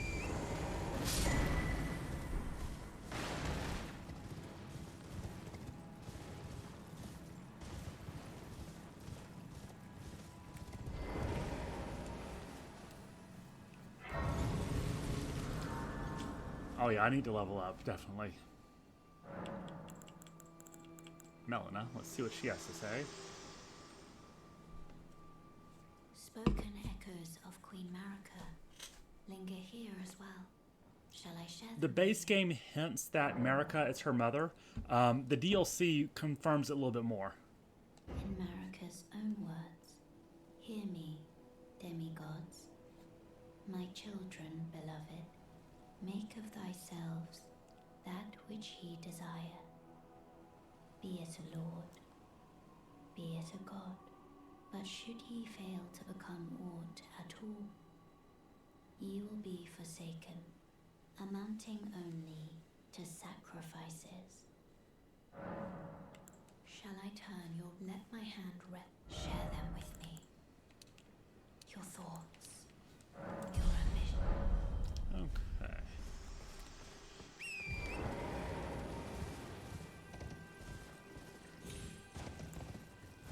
So I have 12 flasks here between my 11 HP and 1 FP. That's how I have them allocated currently. There's 14, the maximum is 14, so I'm almost at the max. And they're at plus 9 upgrade level. You can upgrade them to plus 12 by collecting sacred tears.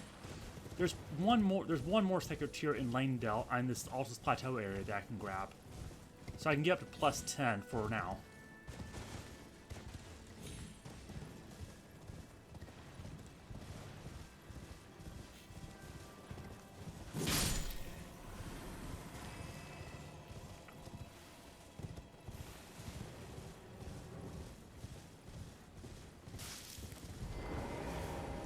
You have to be careful at this place at nighttime, because sometimes when it's night, sometimes instead of a merchant, a bell-bearing hunter will spawn, and they look and fight just like that Elmer of the Briar. I do not like fighting those things. I won't use this torch until much later, but this torch can reveal invisible enemies. And yeah, there's points in this game where there are invisible assassins, so it helps to have this.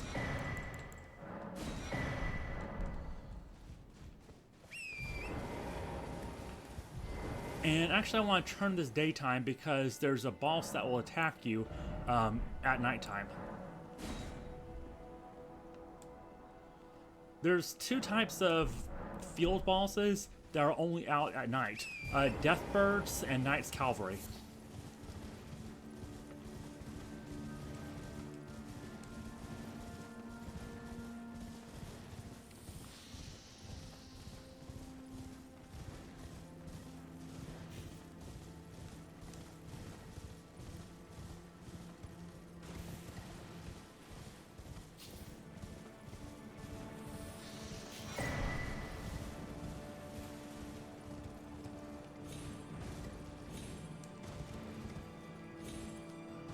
So I'm on my way to the side entrance to Langdale.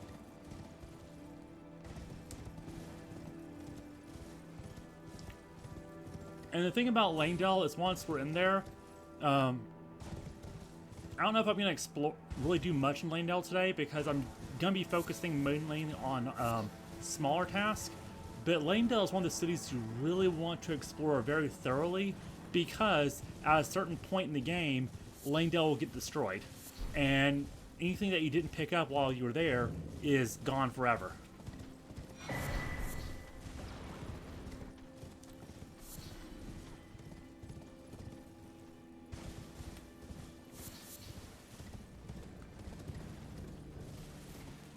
That was a huge shock to me in my first playthrough when I realized that the city got destroyed, and I could, and there was even a legendary weapon needed for a trophy that I didn't get the first time.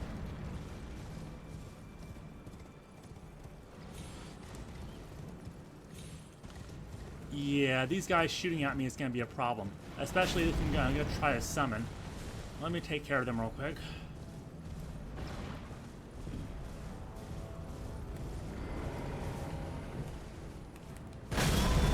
What? He didn't even hit me. He hit the... Okay, whatever.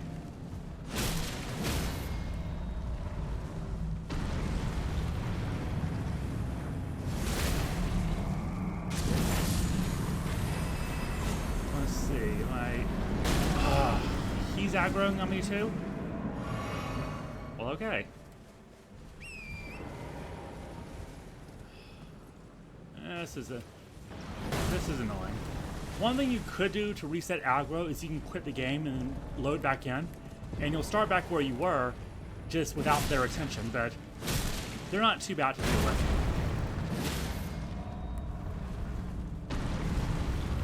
I'm trapped, so I'll just do that. Okay, now I can finally summon in peace.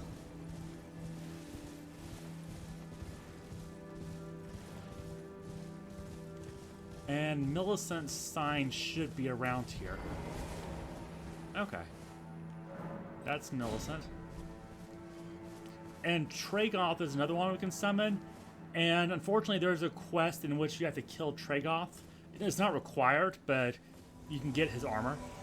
So I like to do it. So make sure you use Tragoth before killing him.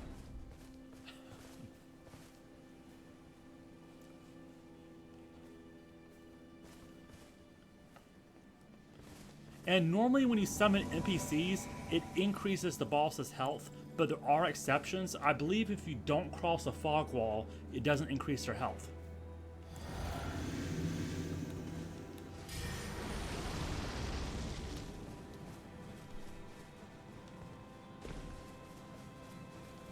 Alright, come on. This guy is much tougher than a regular tree sentinel.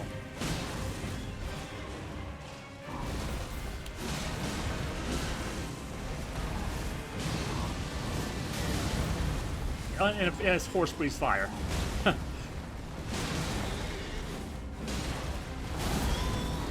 Wow, that went nowhere near me, but the shockwave. Okay. And this isn't even the toughest Draconic Tree Sentinel. There's a much tougher one much later on.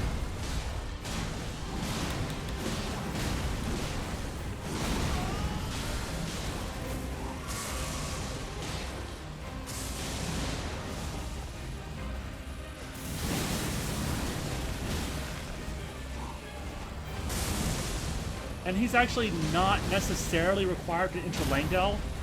There's two ways into Langdale, and this is one of them. And this way requires defeating him. The other way requires going through deep root depths, which also requires a boss fight. So either way, you have to fight a boss to get into Langdale.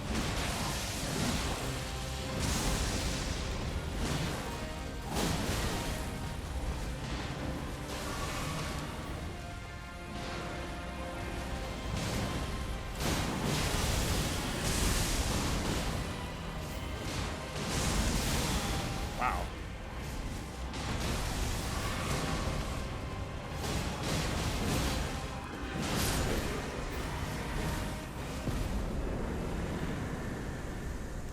All right.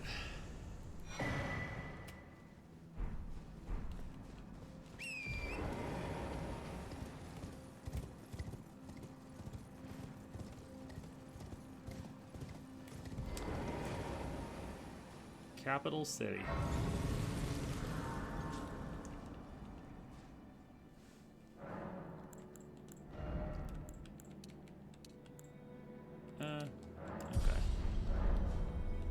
I'll go up to 30.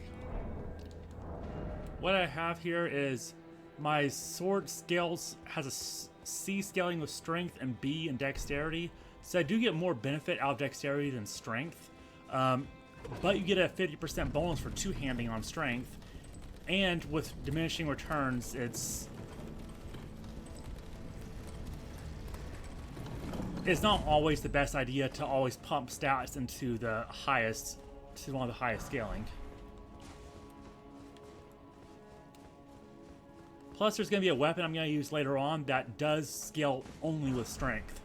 So I want some points in strength at least.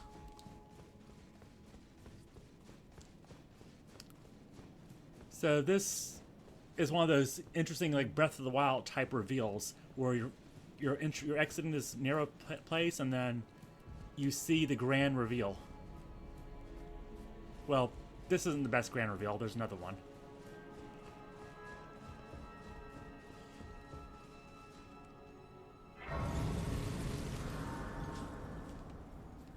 And I think Bach shows up here. Ah, here we go. My utmost thanks for bringing me to the base of the Erd Tree. Here, I can govern my own. So, like I mentioned in the first stream, and thus, Melina is basically a ghost, but she takes on more physical form the closer she is to the Erd Tree. And in fact, you can actually summon her to help you in a boss fight at the base of the Erd Tree pretty soon. I wish you luck. I have no doubt. And I recommend summoning her because not only is she very useful in the boss fight, but the way she fights is very interesting. Her fighting style is basically identical to that of the Black Knife Assassins. So make of that what you will.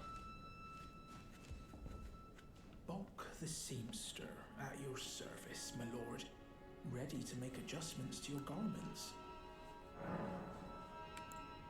My lord, did you see it? The Erd Tree. I don't really have the words for this, but I was so dazzled.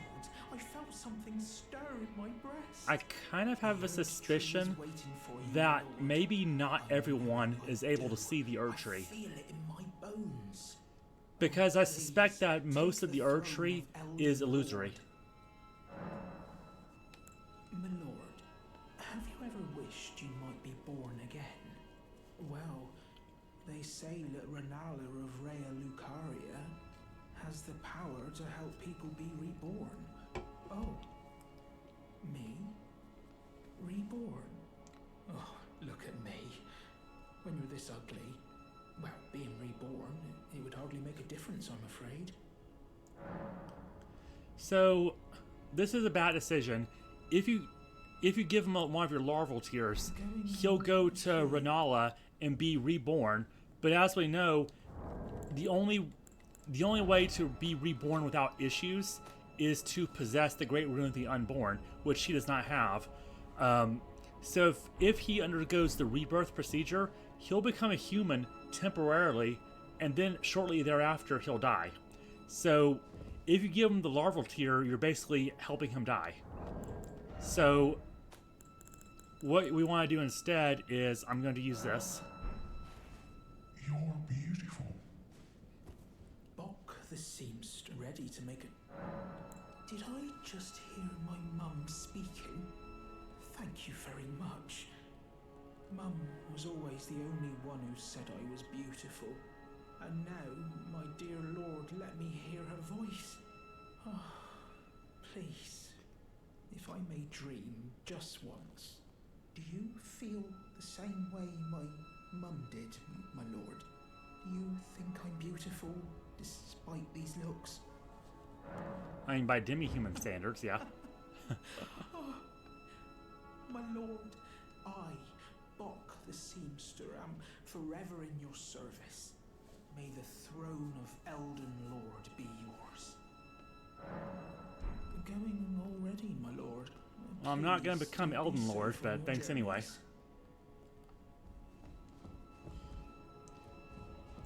So, as I mentioned, oops, I need to back up.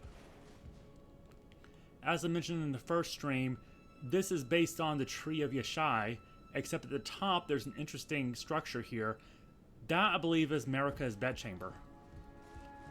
And last stream I went into why, like, what connotations that has, and why that calls Ronnie to have such disgust with the idea of being used as an Empyrean.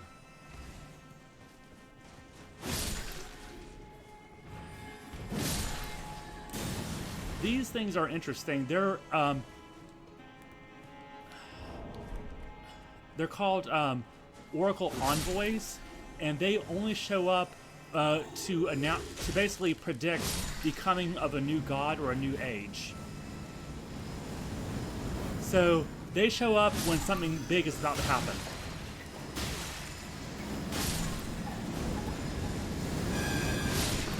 And other than Lanedale, there's only one other place that they show up in the game, and that's Miquella's Halig Tree.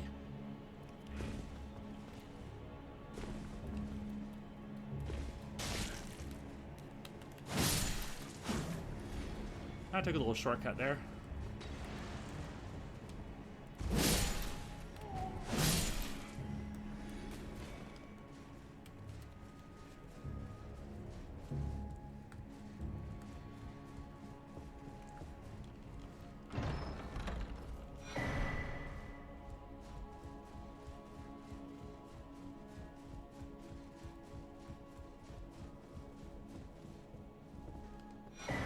Seedbed Curse. This is something that is going to be used by the Dung Eater, and despite his name, I don't think that is actually a description of his dietary preferences. I think more that he is so hated and reviled by everybody that that's the name that they call him. And the reason he's hated so much is not only is he a serial killer, but he mutilates corpses in such a way to curse them in the next life. So he does something to them to ensure that they're reborn cursed.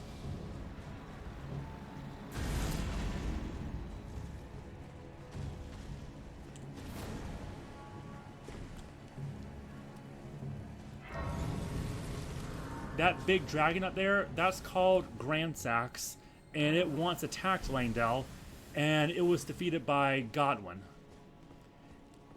And before I proceed any further, there actually is something associated with Godwin that I'm going to grab. Let's see, that's Jarberg. Let me...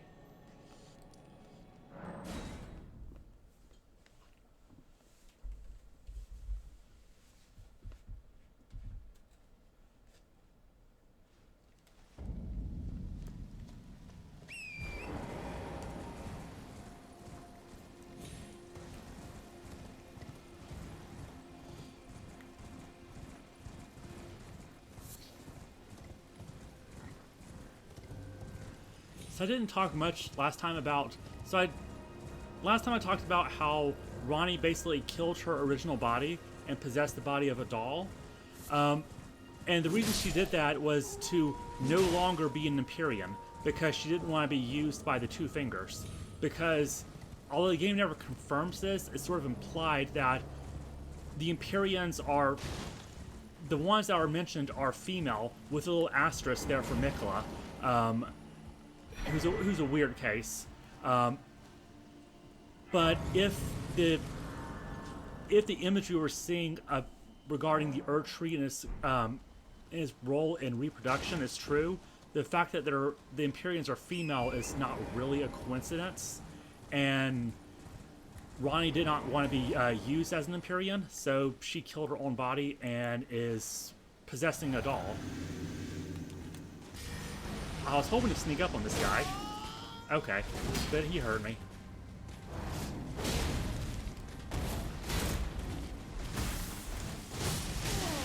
Oh, I forgot about that. He does those lightning strikes. Okay.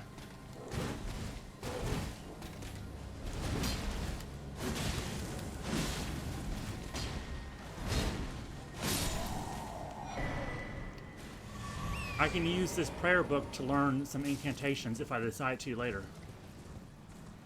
Okay, Sydney. Thanks for stopping by. See you later.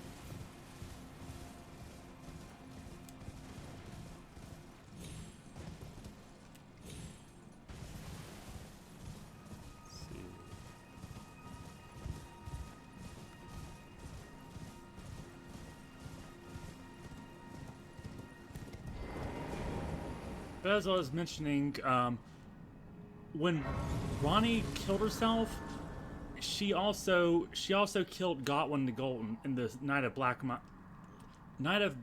Knives, and it was a part of a ritual in which both of them had to die. Um, with Godwin, his soul died without the death of the body, and with Ronnie, her body died without the death of the soul. This is an interesting place. So, by default, when you come here, it's a normal tower type situation, right? You see what looks like a tower, yeah, and as you progress upward, you'll find yourself eventually blocked off where you can go no higher. Once you reach the rafters, that's it, you're done. But there's another secret here.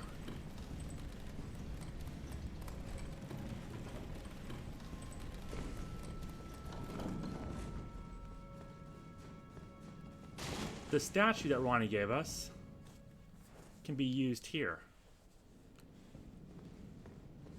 And it turns this place upside down.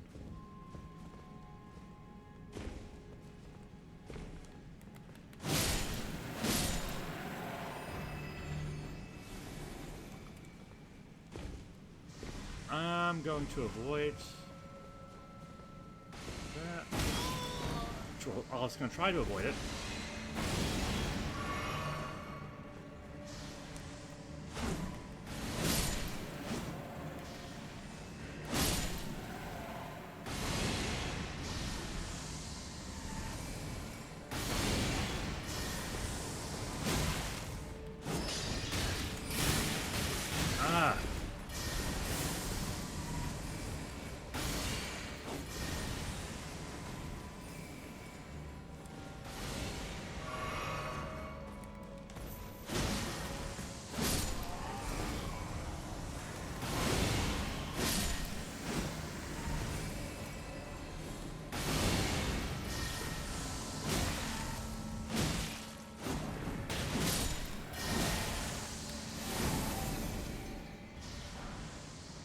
Okay.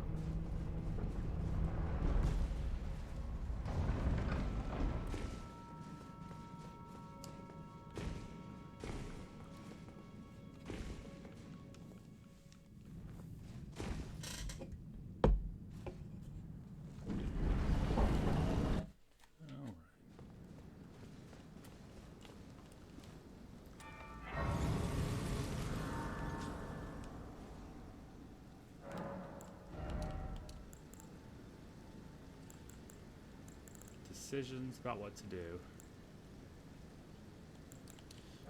I can always use more vigor.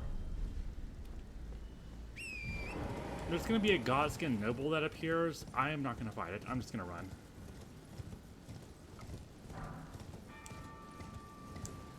These things are terrible and it's not worth the trouble. Well, let me lure it over here so I can run past it, because its reach is really bad. Like, it can stab you from a surprisingly far distance.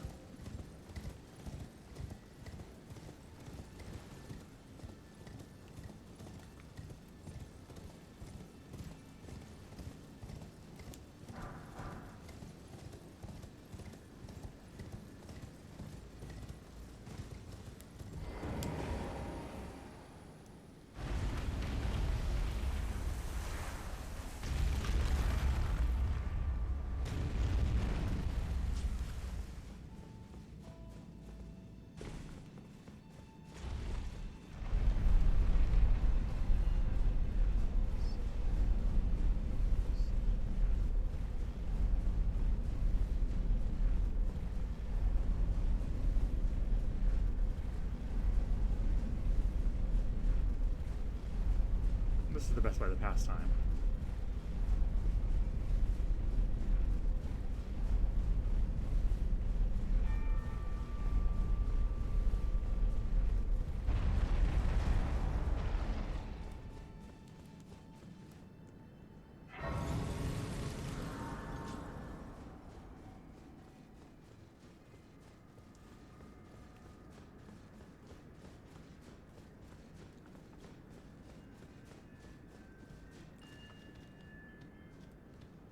This corpse here is Ronnie.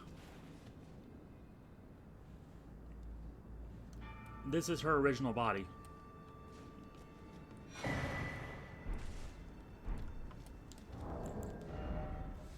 I need this Stargazer heirloom for a later quest.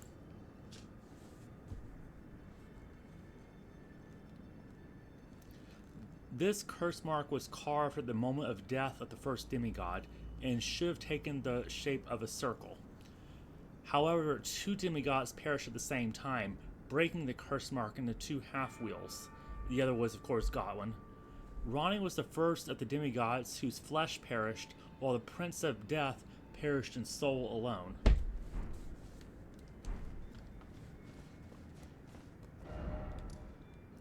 And not only will this item help me with the Gold Mask quest, the Curse Mark of Death is required for Fia's quest. And before I proceed much further, there's some caves I want to clear out. Not the most exciting thing, but I can get some bell bearings from them. So let me start with, I guess this one here.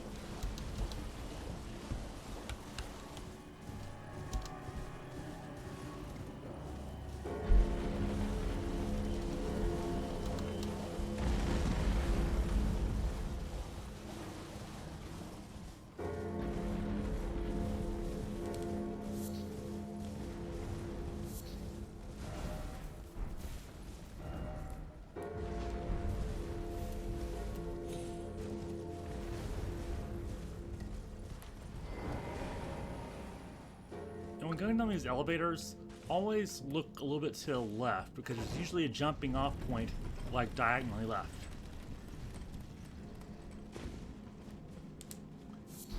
I only get cracked crystal here, but a lot of times there's smithing stones. And then there's usually a path down.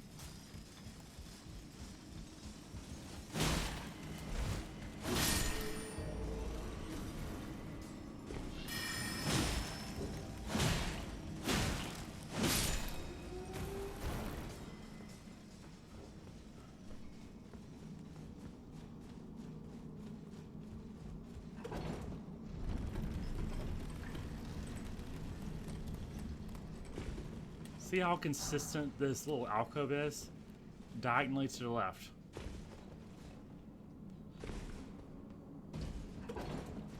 But this is just one cave.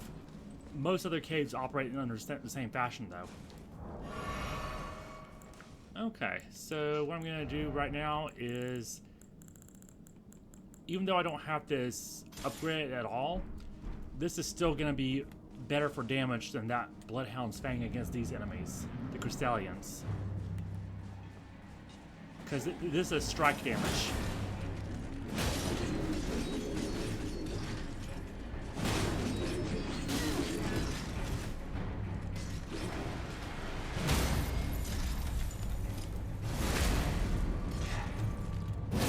Anything other than strike damage does very little damage to them, but once you stance break them and do a repost, then even non-strike damage will start doing a lot more to them.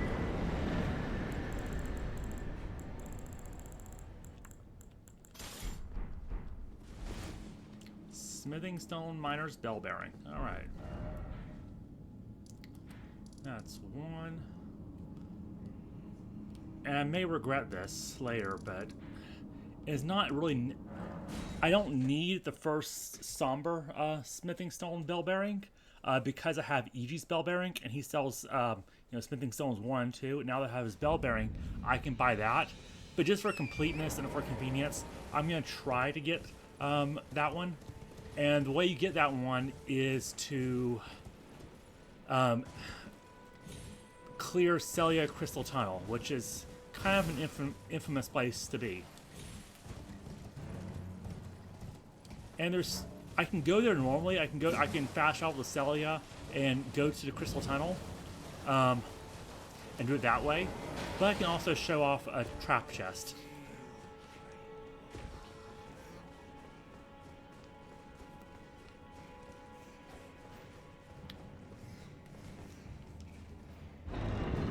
A lot of people get caught in this early game when they're not prepared.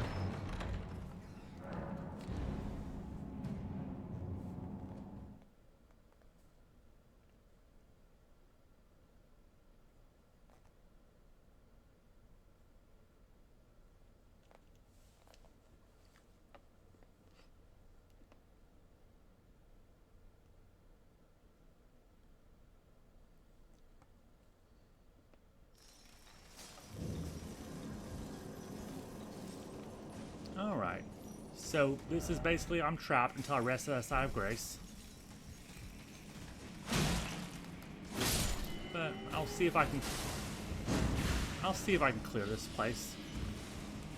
Side of grace is that way. I can just run that way and get to side of grace at the entrance. But I'm going to proceed further into the cave and just see if I can clear it. It's really the boss, the Falling Star Beast, that I'm worried about.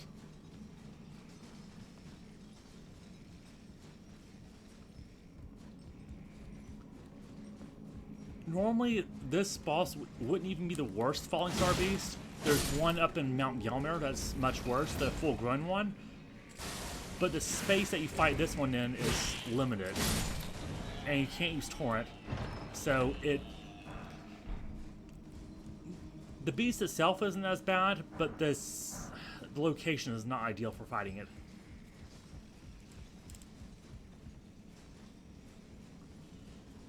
And there's a little shortcut here.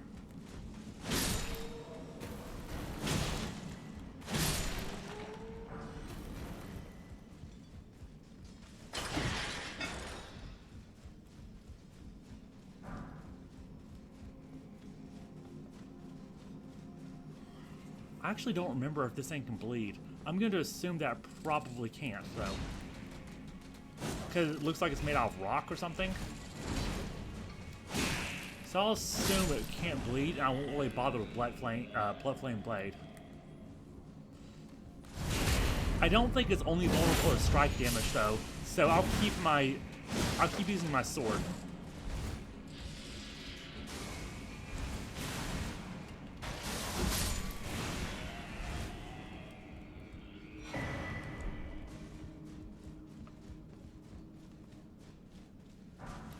That talisman, the Faithful Talisman, it slightly increases incantation potency. There's a stronger version called Phlox Canvas Talisman, but you won't be able to obtain that until much, much later. After completing Millicent's questline, basically. Alright, here we go. I hate this thing so much. But let me see if I can beat it. Oh, okay. I'm not doing too badly as far as damage goes. I thought this would be the damage would be much worse.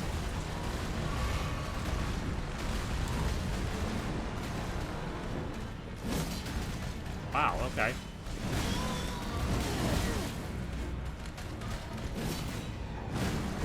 I'm used to finding this at lower levels, I guess, so.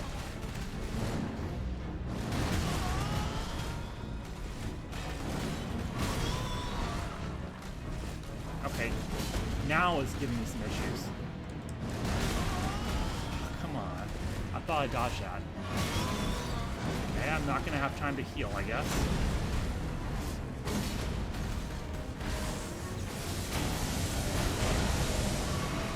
Some gravity magic, not too bad. Not like the full-grown one. There. Yeah, like Estelle, these Falling Star Beasts likely also came from outer space. And this right here appears to be a meteorite.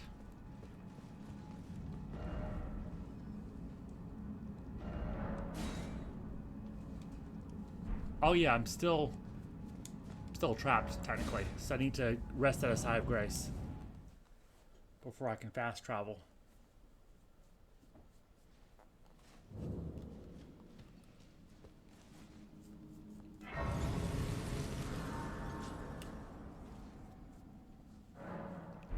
All right.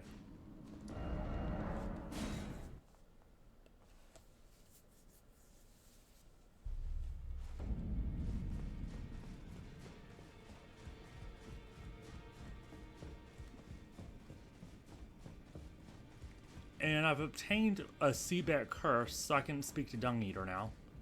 No. You have felt the curse. I can smell it. Apparently my seed bedding was a brief risk hour and shut trapped in this sewage. Alright. I can... He's probably one of the least interesting characters, but I'm still going to do his quest.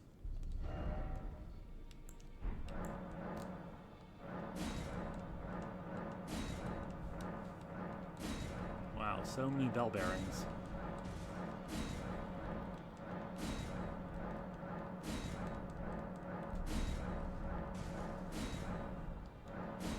Alright.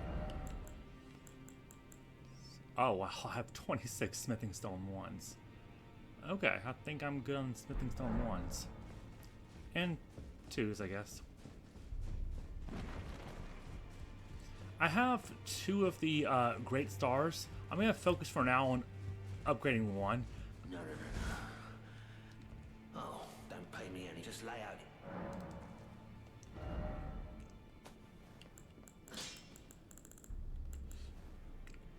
Okay.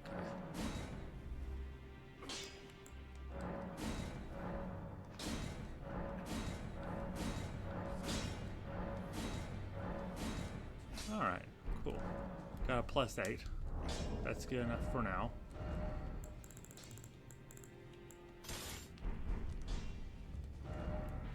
And this is just really a backup weapon, just for stuff like the Crystallians.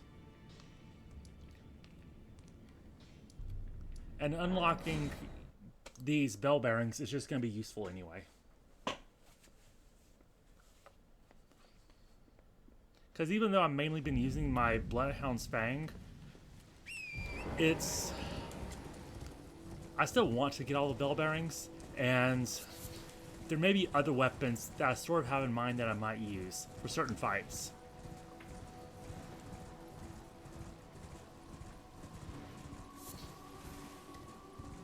Like, I'm thinking of using a different weapon for, say, like, Melania.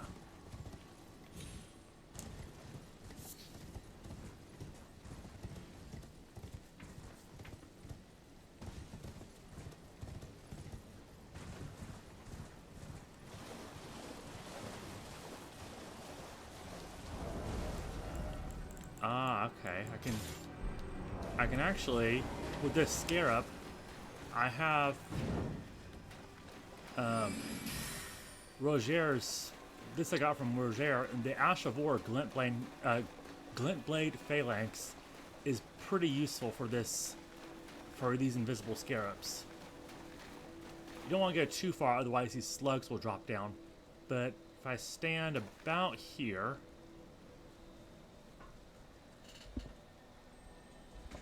it should auto-target them. Well, it auto-targeted, just was not fast enough. Yeah, that's what I was afraid of, these slugs.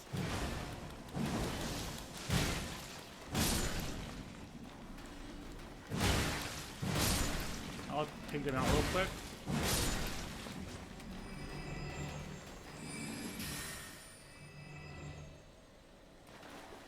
And we'll try this again.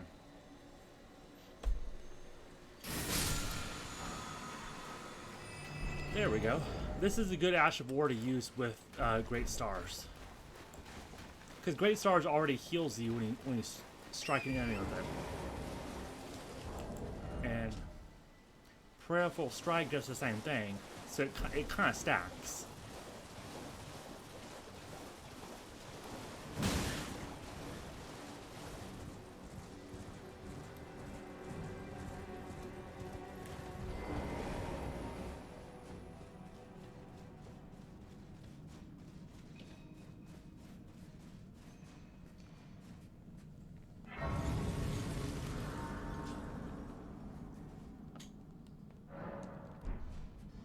Now, what you're supposed to sort of realize here, after just seeing that nothing is here, is that there are illusory walls.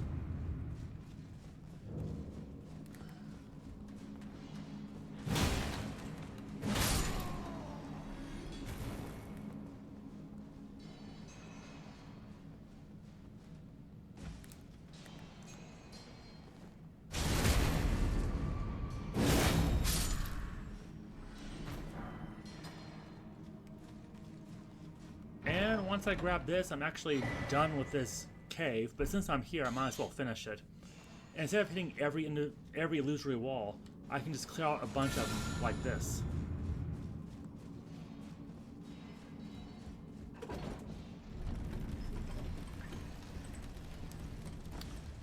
And for this, I might as well, I think I'll stick to Bloodhound's Fang, actually. I don't remember what the boss of this is, but for some reason I don't think it's the Crystallium. It might be like an Onyx Lord or an Alabaster Lord or something like that. So if that's the case, I don't need a strike weapon.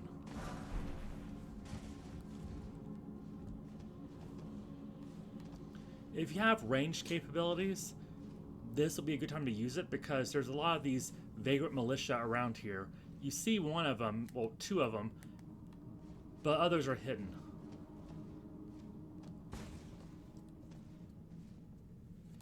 Like, there's this guy. This guy. That guy. That one. So it's pretty easy for them to ambush you.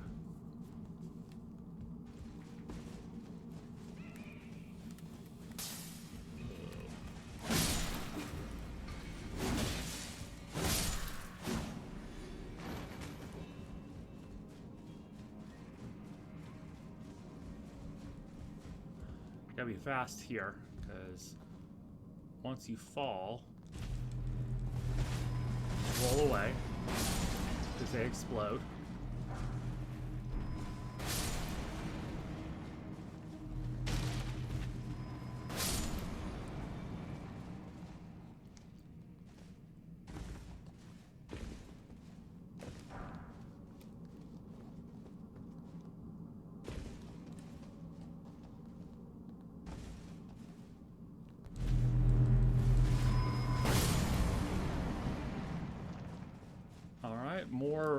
Another location where there's a meteorite. Okay, I'm pretty sure it's either an Onyx Lord or an Alabaster Lord. I really don't know the difference between the two of them.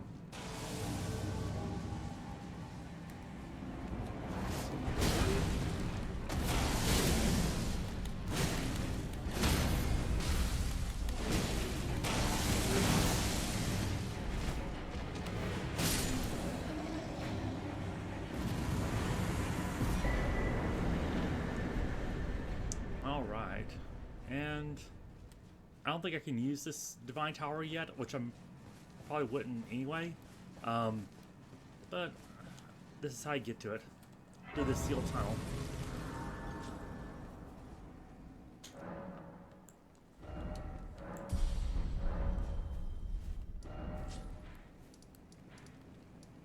All right, and go here next.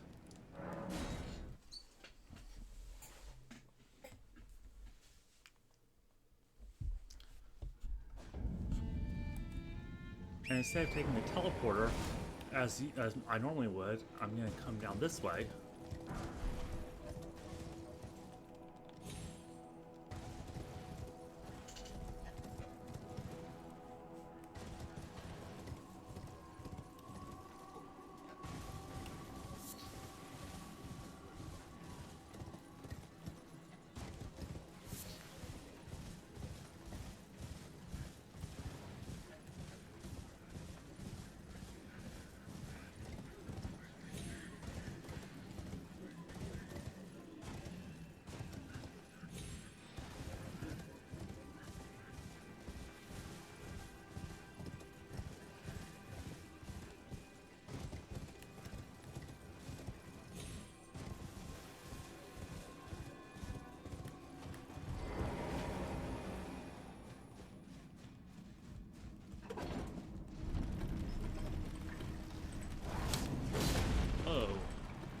was an accident.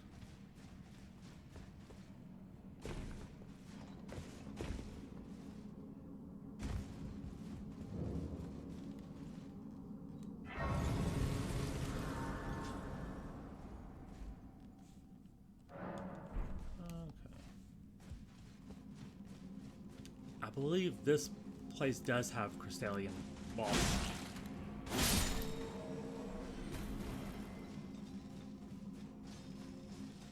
Oh, and it's actually connected to another cave. So this cave is connected to one you enter from this area. You can't get from one to the other, but you can sort of see the other.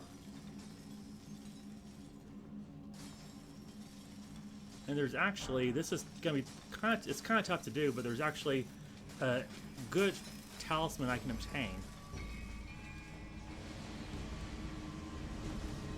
Oh, don't die. There we go, Arsenal Charm +1. That's what I want.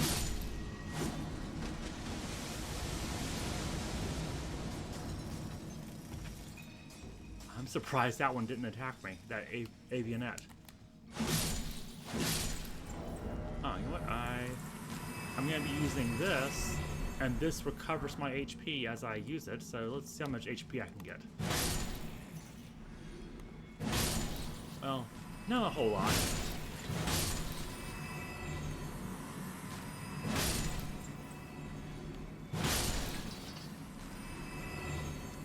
And can I buff? Oh, I can buff it too. Not that's going to do me any good with crystallians.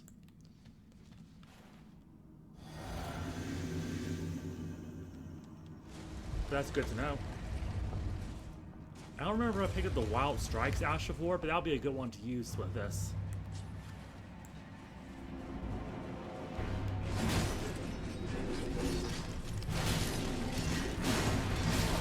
Wow, okay.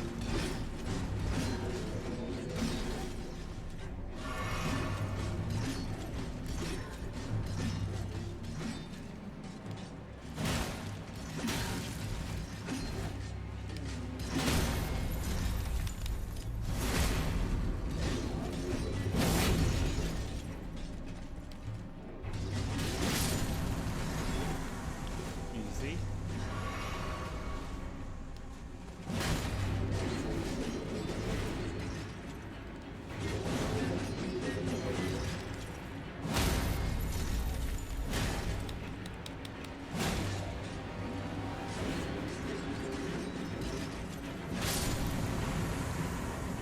And they're down.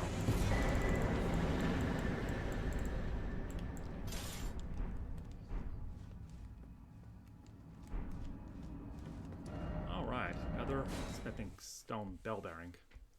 And that's all the ones I need to get for now. Well, I don't really need to get any of them, but it's all the ones that are accessible right now.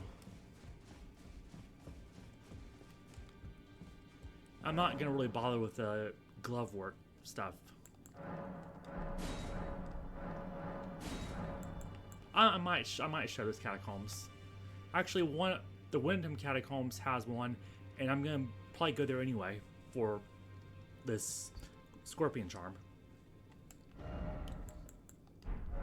Let's see, I have a +8, so you go in steps of 3. So this is gonna be +1, 2, 3, 4, 5, 6, 7, 8, and it is. The numbers of each goes 2, 4, 6. So I've used 6 of those. So I need 6 more to get to +9. And I have 3. So I need to buy 3. Okay. And then buy 3 of these. Okay, cool.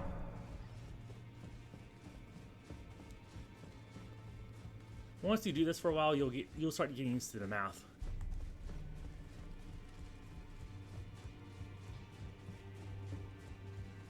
What took you, Mama? Lay out your arm.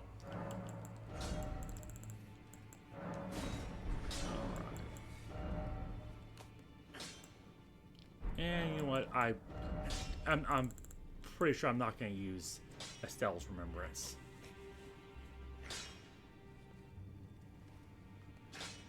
Yeah, well.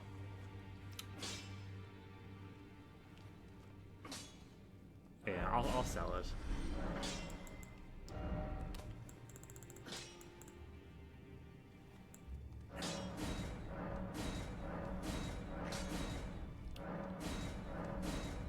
Nice, up to plus 14. So there's regular weapons and somber weapons. Regular weapons can be upgraded to plus 25, somber weapons to plus 10. That does not mean that regular weapons are better. For somber, even though there's fewer upgrade levels, each upgrade level is worth a lot more.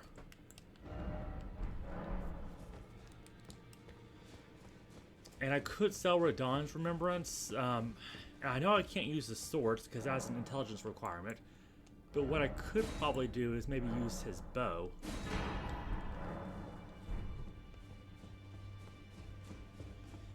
We'll see. And it's been a while since I've checked on. He might be dead already. Okay, he's almost dead. Alright, and what do I have next on my agenda?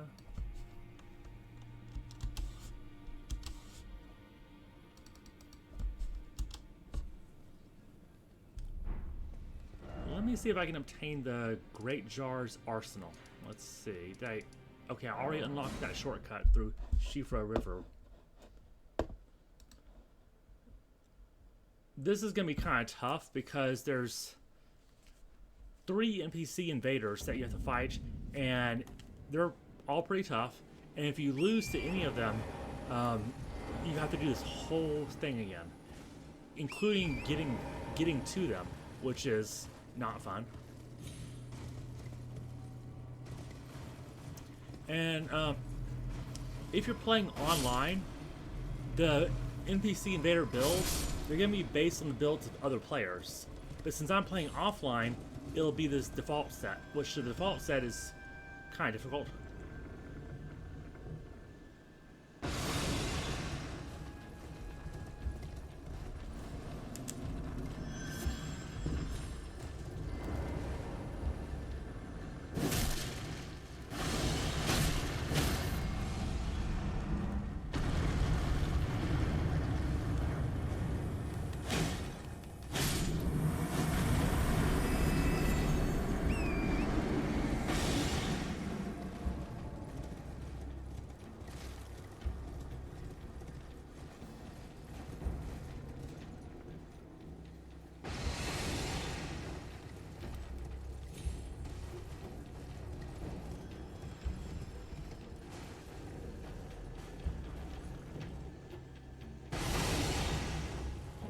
And these have armored shins, so they're harder to stance break.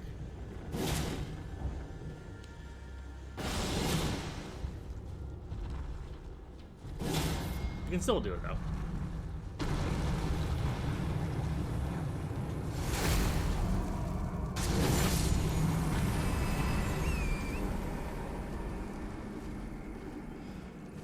I really don't like this. But the talisman you get is worth the trouble. Barely. So I got the arsenal. So I got the arsenal charm from Nefeli. This is the +1. The Great Jar Arsenal is kind of like basically the maximum version, where it increases your equip load to the max. All right. This is gonna suck.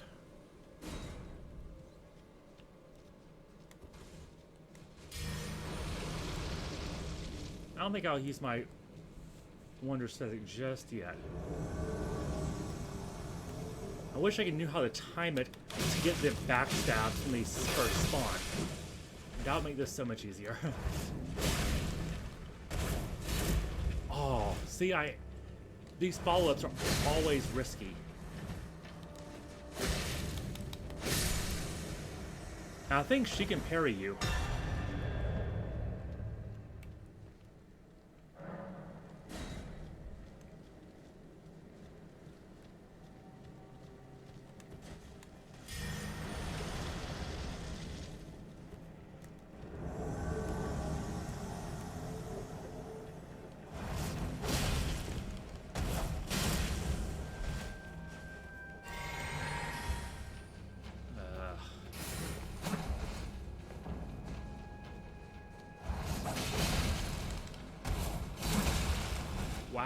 Okay.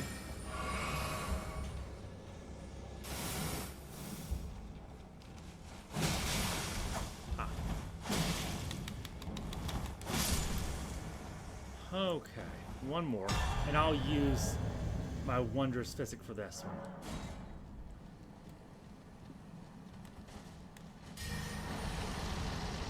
Running low on FP here.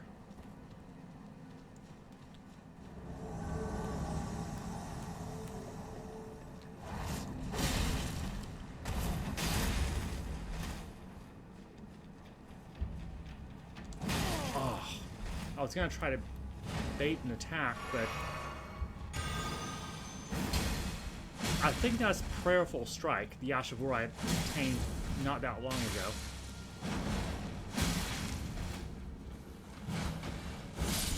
Oh, okay.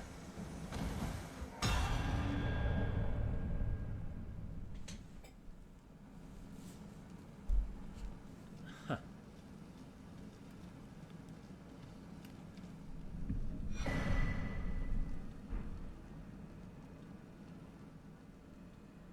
Yeah, I'm not gonna reply in chat. I'll reply verbally, but I don't play these weird spam bot games. Okay.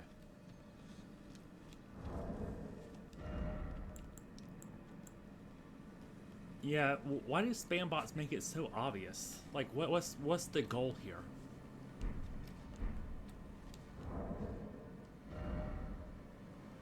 Alright, got that Arsenal Charm.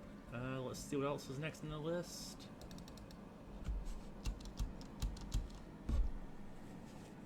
Alright, let's go to Converted Tower.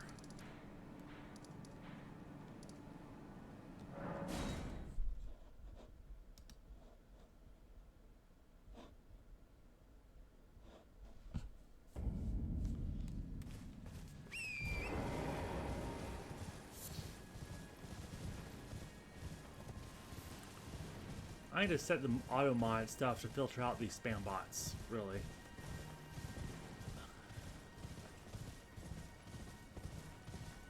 I'll have to play around with the auto mod settings and verification stuff because, I mean, at this point, it's like, well, what's even the point here, you know? Like, with this spam, like, what are you hoping to get out of this?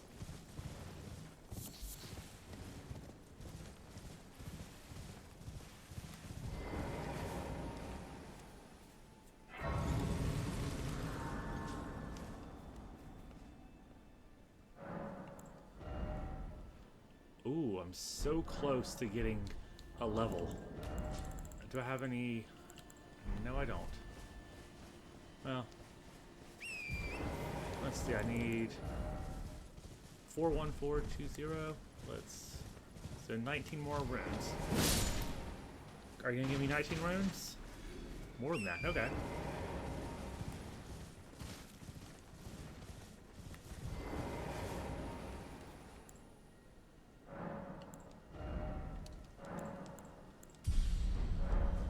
Alright.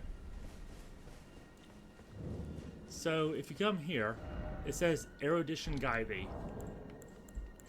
When you give Thops the key, he teaches you the Erudition gesture. And you're supposed to use this to solve the puzzle.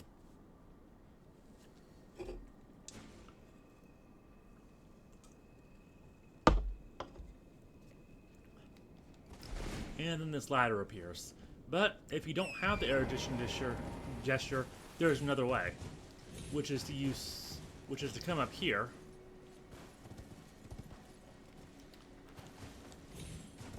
and just double jump with torrent, and you get to the same place regardless. So you literally don't need to complete Thops' little quest line in order to get up here. All right, memory stone obtained. Come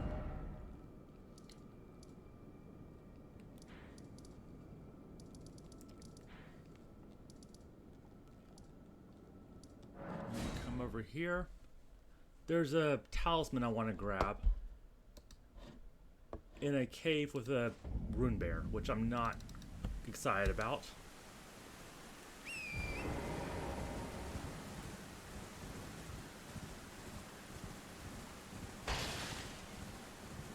Oh, and by the way, as the early game rune farm, if you do this and lure this silver ball off the ledge, it gives you a decent amount of runes for early game. So you can just repeat that at the side of grace over and over and get some runes that way.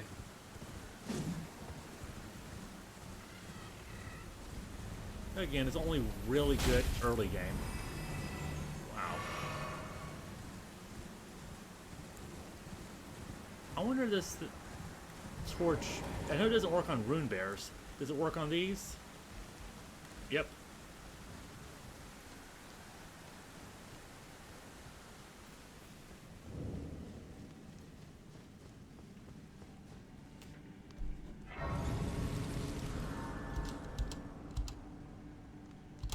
All right.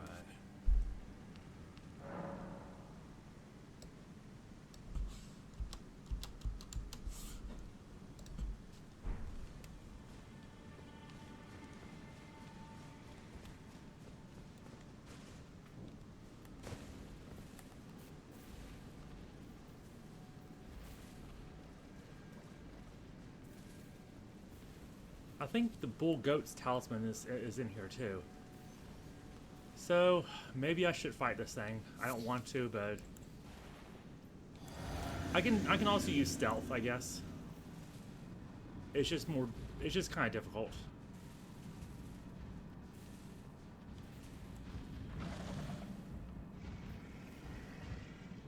Did it see me? Alright, dear, don't snitch.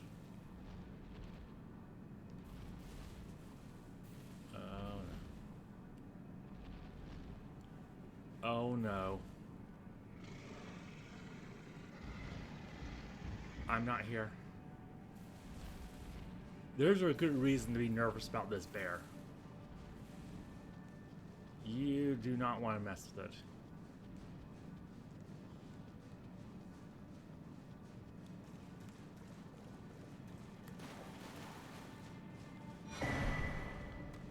Nice. This talisman helps with your poise.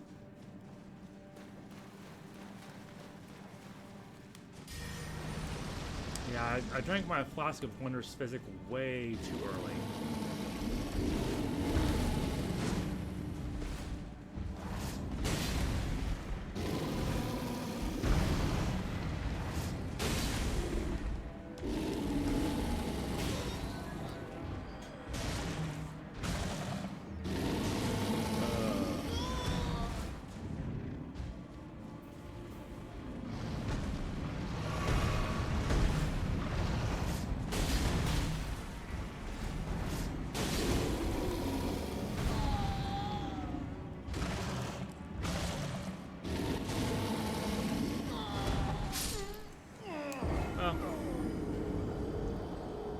I don't need to actually fight him. I got the bull goat talisman, and there's one other talisman in here I can obtain without fighting the rune bear.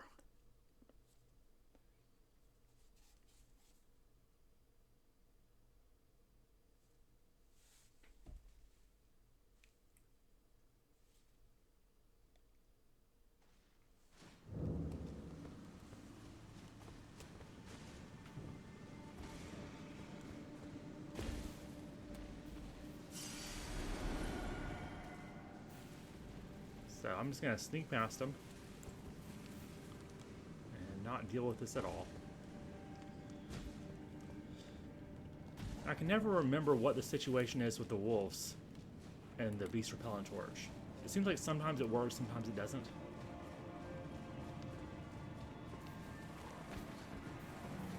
Like, it seems to be working now.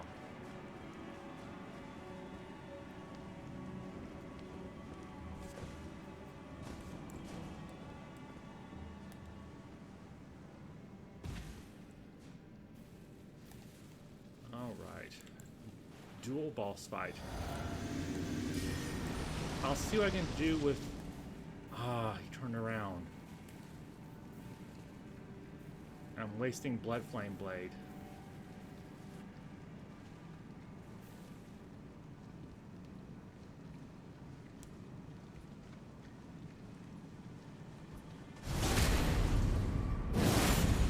This one is the more dangerous of the two. Because those things he can throw do a lot of damage.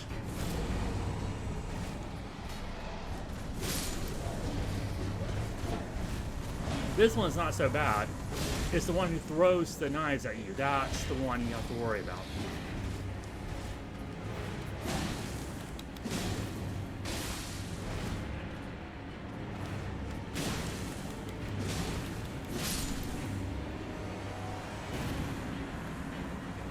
Easy. Okay, Flame Drake Talisman +2. This will come in handy when it's time to fight the Fire Giant.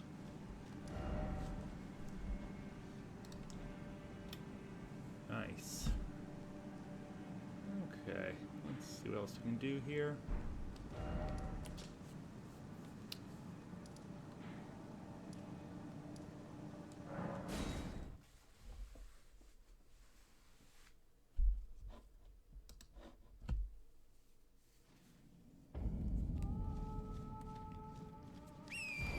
I'm gonna finish lighting these torches and fight the boss.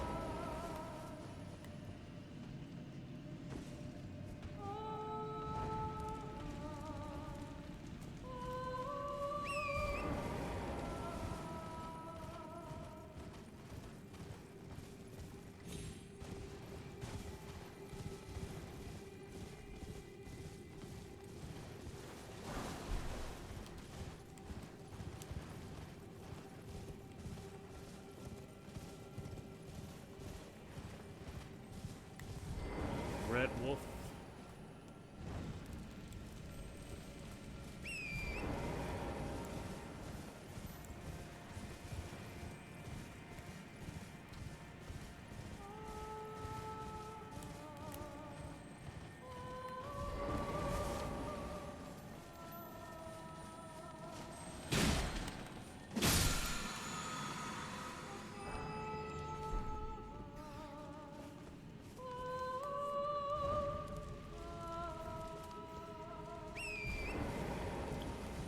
Forgot to level up.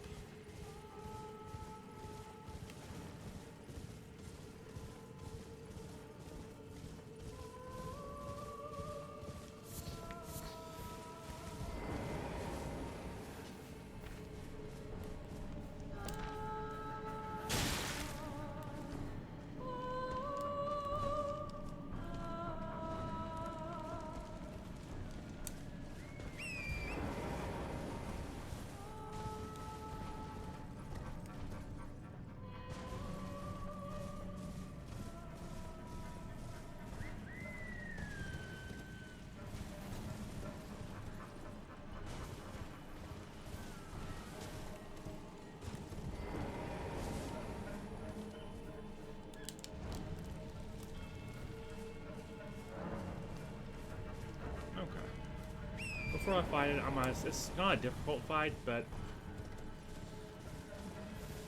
I'll try to level up anyway.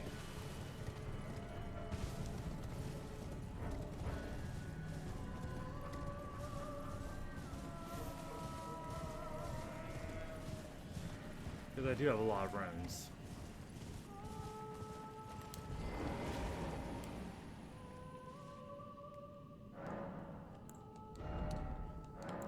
Well, apparently only enough for one level.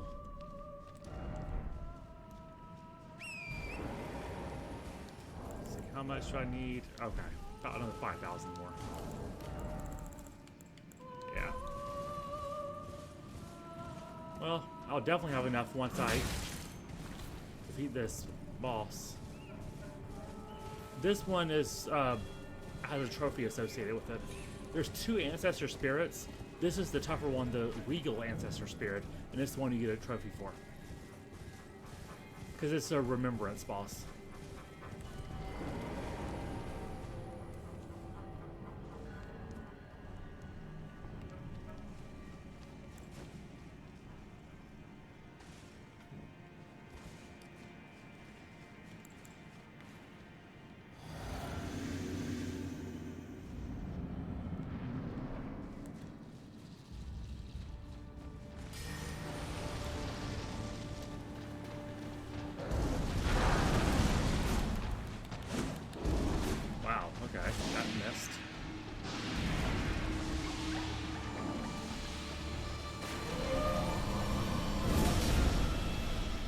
Okay, that does actually quite a bit of damage if you stay in it. Well, most of that Blood Flame Blade was wasted, so I'll reapply.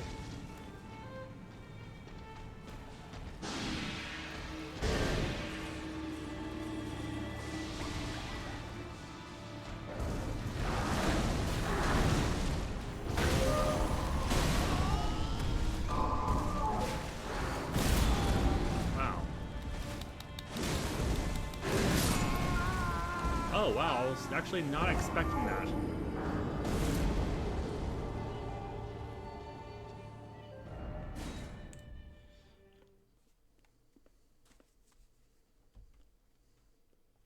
I rarely have, I don't know if I've ever died to this boss before. Well, first time for everything, I guess.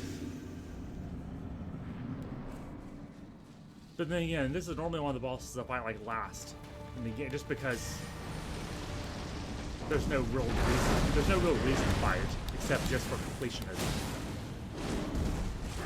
Okay, so stay away from his back legs. Got it.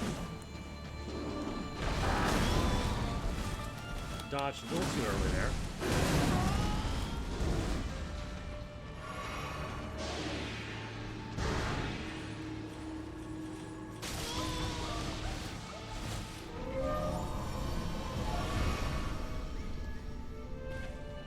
And this thing can heal itself, by the way. There's not really a way to stop it from doing that. It's just like a DPS thing. Wow, somehow all my slashes were missing.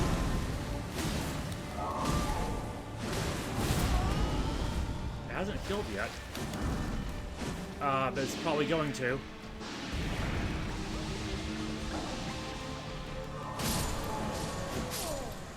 Nice. I forgot to get my runes back.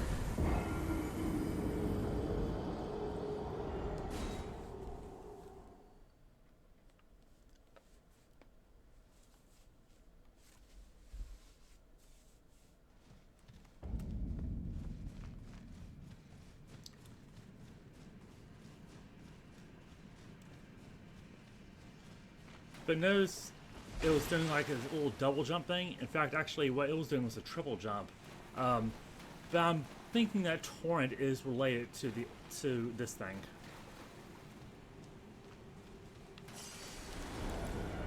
And here's his remembrance. Ancestral spirits exist as a phenomenon beyond the purview of the Erd Tree. Life sprouts from death as it does from birth. Such is the way of the living. And of course, this may explain why this culture is sort of banished underground.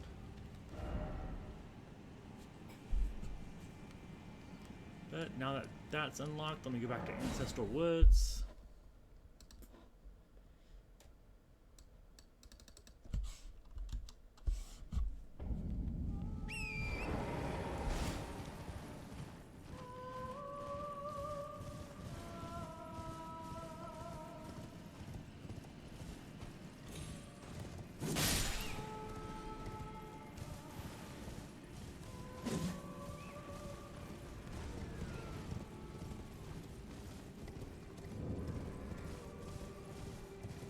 And people, people say sometimes some of the secrets of Elden Ring are too well hidden, but you can usually find hints. Like if you look just past this, you can see that there's we know that that's Shifa River down there, but we know we haven't been there yet. And there's definitely something there. So if you just use your eyes, you can sort of see that, hey, there's a cliff face that connects to that little structure right there. So that's sort of a hint that, okay, something is over here in this direction that'll lead us there. And like I said, the groups of white jellyfish are usually good indicators of something in this direction.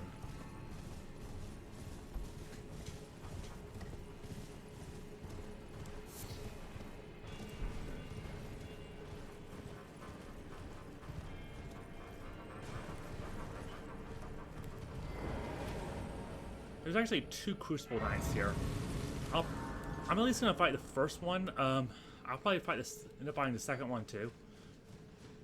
And the first one I'm fighting just because it's gonna be in the way. I probably could avoid it if I really wanted to.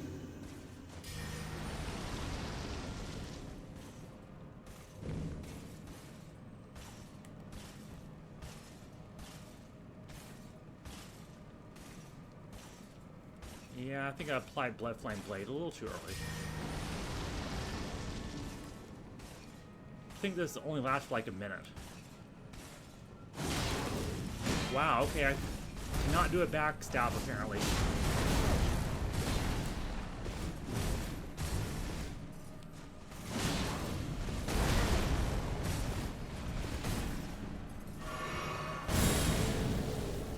Oh, are you really gonna fly in this little cramped area? Okay. I guess you can.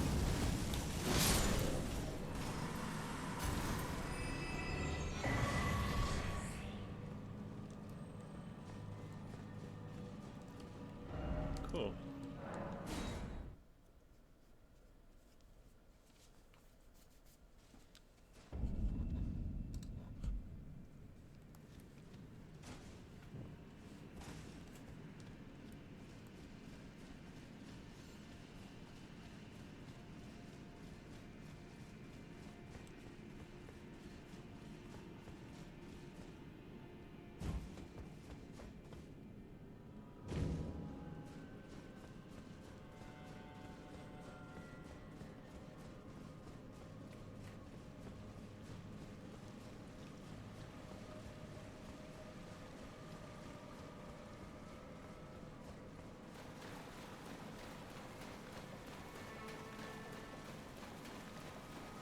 With this Crucible Knight, you want to also make sure that you don't drag these guys into the fight with you.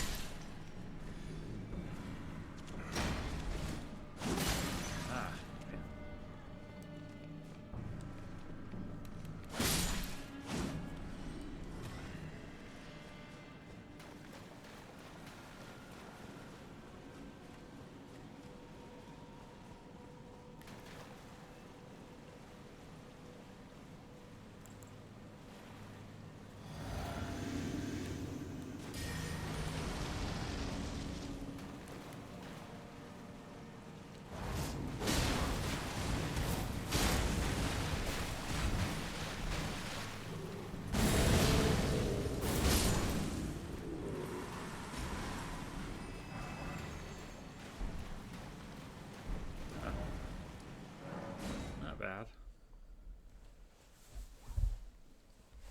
I keep going back to this side of Grace because I do want to conserve my resources for a boss fight.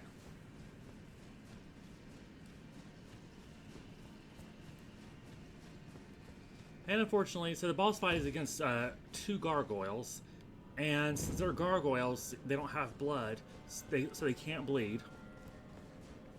So Blood Flame Blade is essentially useless,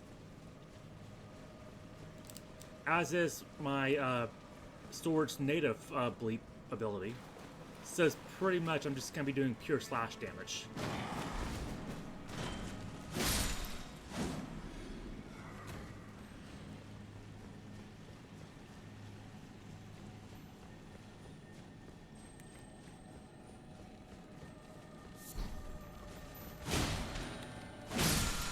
Picked up a golden centipede, and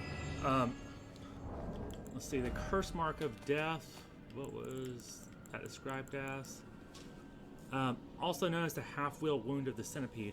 So, typically in FromSoft games, centipede is a sign of corruption. So, where there's centipedes, there's usually some sort of corruption. Oh, hey, welcome back, Sydney. I'm about to fight 2 gargoyles.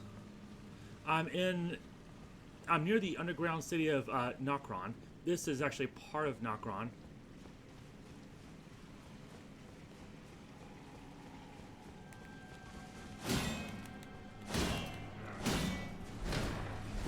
Yeah, these shields are effective.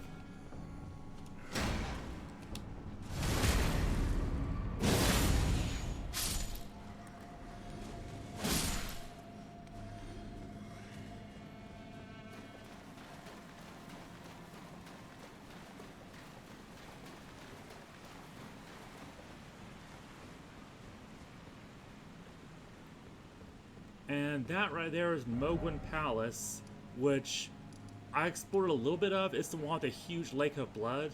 The boss fight here is extremely difficult, so I'll be attempting it much later. But this is how you get to the DLC of the game.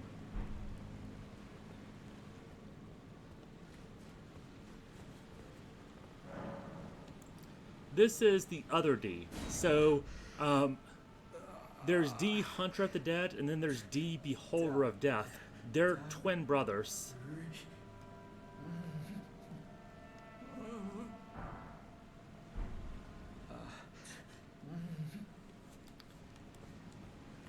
And he'll be able to help out with this boss fight, because there's two of them, and my sword's bleed ability will do nothing to them because gargoyles don't have blood, so they're immune to bleed effect.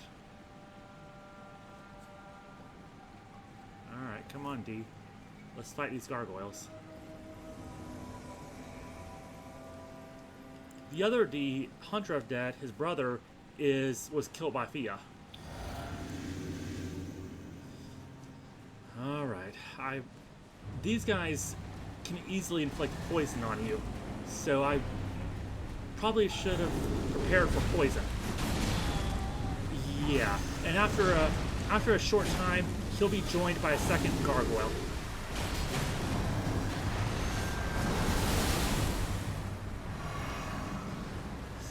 So even if D doesn't do much, at least him drawing aggro will help with managing this fight. Yep, I'm already poisoned. Might be too low level for this, actually. We'll see.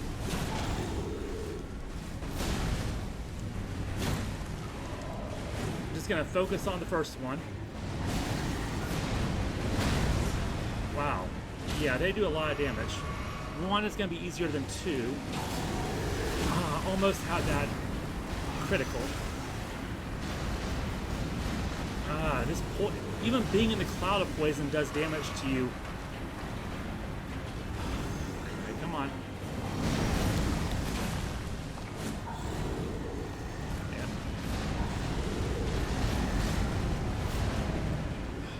If I can just finish this guy off. Good, okay. Now this is more manageable. And this one switches between his axe and his twin blade, just every now and then.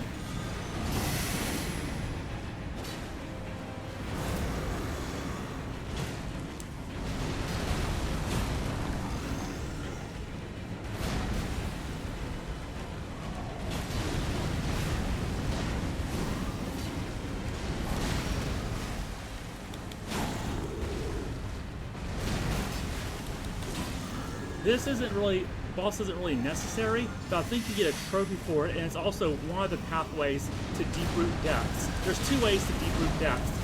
The other is through lane delve. So technically you don't have to fight this guy. These guys. Man, but this thing's fast.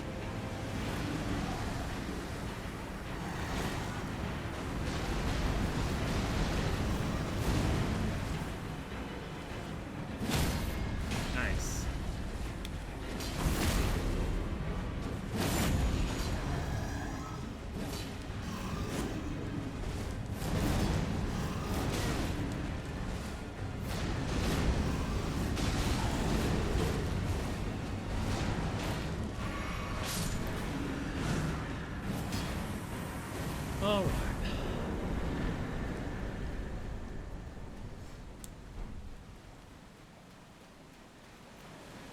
Wow, that was tough. I normally do this when I'm higher level.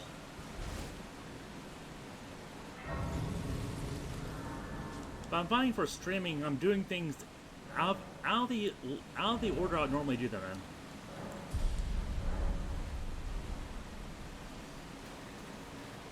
And of course we come to another magic coffin.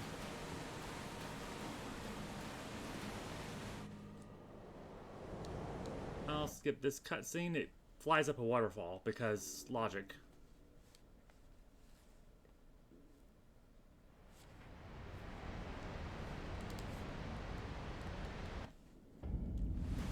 Deep root depths.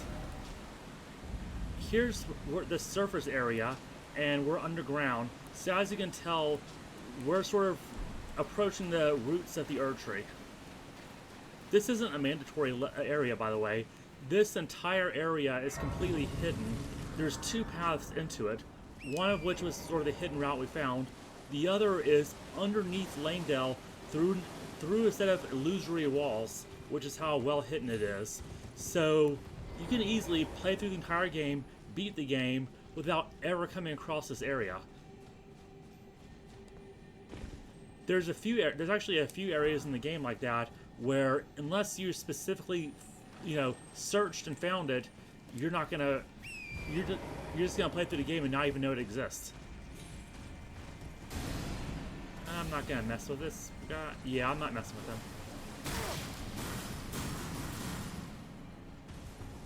There is a legendary incantation I can get here called Elden Stars.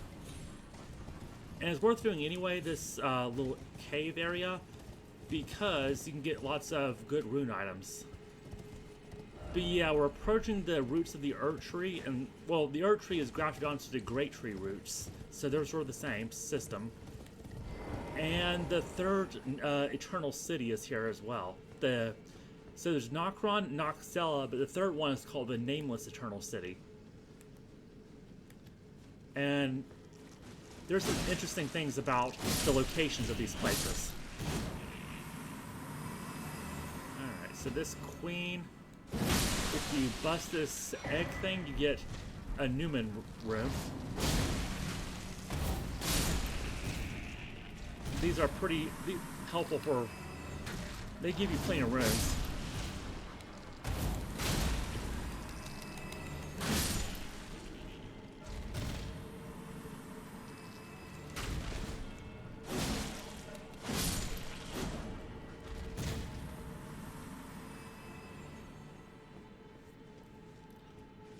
This up here with all these things on the ceiling and all these down there, this would be a good time for a ranged option, like if I had like a ranged magic, but I'm pretty much melee, so let's go. Oh, you know what? I can use my horse here. I keep forgetting that. I can use a torrent here. What I'm really after are these Newman runes and this incantation over here.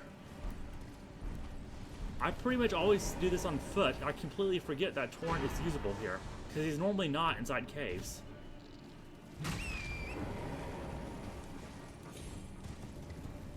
Okay, that made this so much easier. Can literally just like do a drive-by.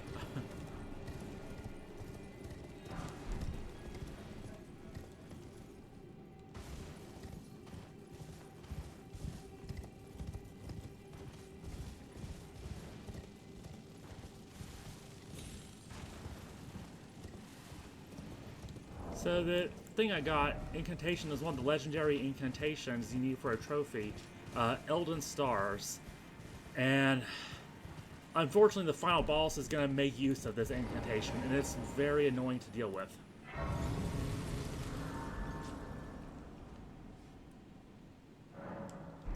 So yeah, we're under the Erd Tree.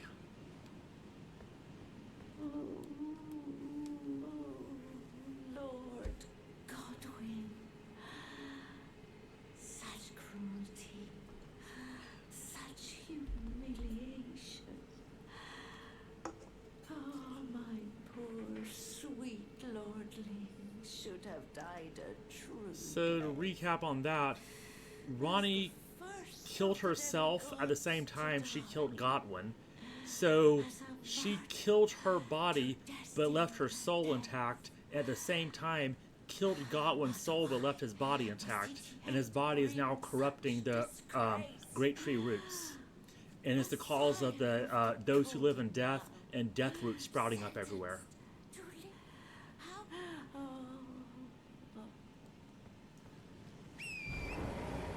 And so Godwin was the son of Marika and Godfrey, and he was called Godwin the Golden. And he actually made peace with the dragons after he defended Langdale from a dragon attack.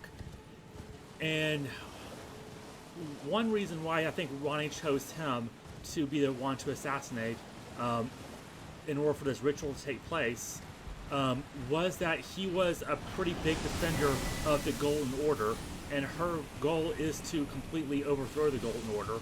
So it was part political.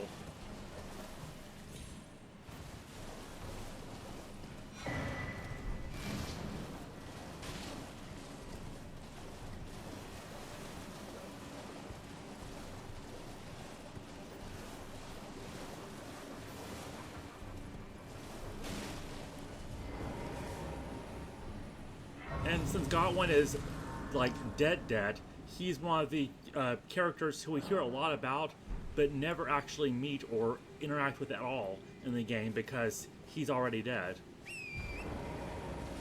With a lot of characters, death is kind of iffy, but with Godwin, he is really, really dead. In fact, now he's known as the Prince of Death.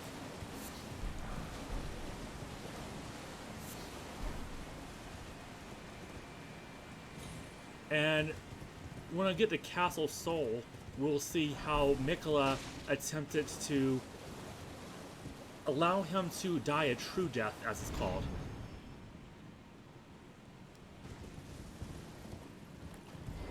And to stop his infection from poisoning the land. Another Crucible Knight. This one's kind of tough. Actually, all of them are tough, but this spear is hard for me to deal with. I'm actually trying to fight him because I want his armor. His armor, Crucible Knight armor, is very good for holy resistance. And much later on, I'm going to be fighting bosses who deal holy damage. So having good holy resistance is very helpful. Come on, do your little thing. Oh yeah, these guys do something different. Nice try.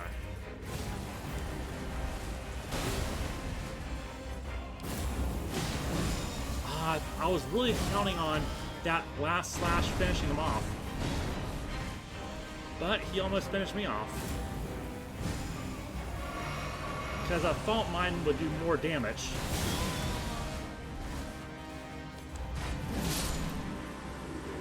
Finally.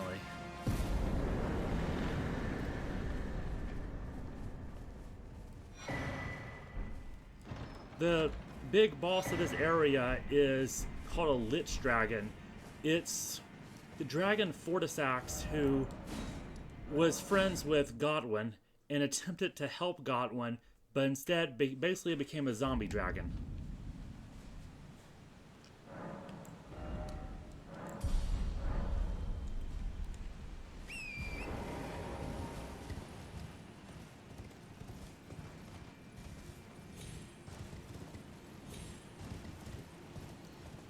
You know, I might even, if I'm able to beat Fortisax at this, this current stage without having to level up more, I might even be able to go ahead and complete Fia's quest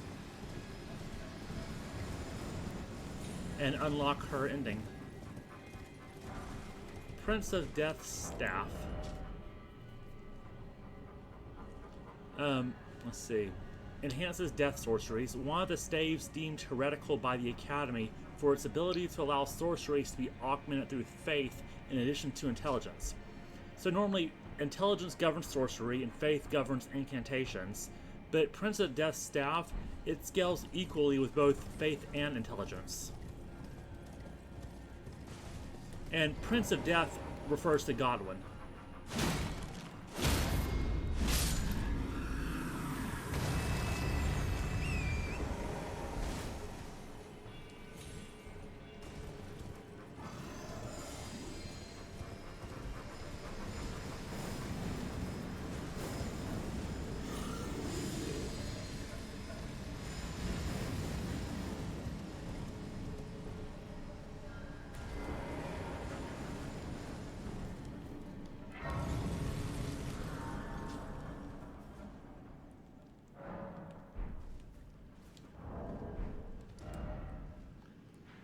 interesting thing about the locations of these eternal cities. So this down here is a nameless eternal city.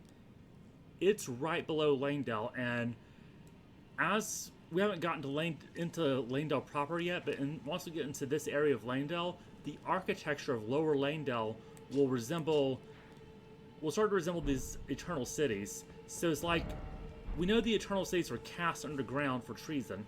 They were banished down here. So this eternal city looks like it was banished from here. Celia over here is connected to Nokron. And let's see, where was Noxtella at? We know it's associated with the old root. Noxtella is more of an interesting case. I haven't fully explored it yet.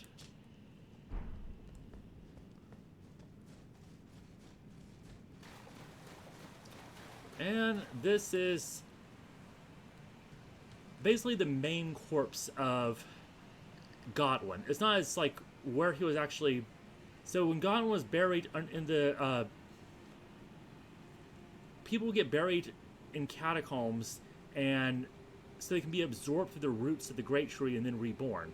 Well, when Godwin was absorbed by the roots, his corpse basically infested the entire root system. So this face is what we saw in Stormvale Castle. In the DLC, we'll be seeing this face a lot more elsewhere, but it shows up in catacombs as like a manifestation of the infestation. And this is like a particularly large example of that manifestation. And of course, we see all the insects floating around it. Yeah, this is like a corpse. Godwin himself was not this huge. He was like, and he didn't look like a mermaid either. But this is like a very distorted form.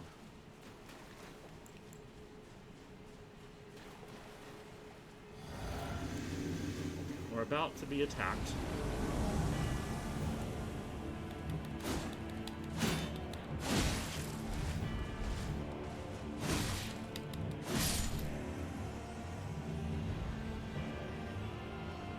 And since these are ghosts, my Blood Flame Blade is not going to do anything to them, because ghosts are immune from bleeding.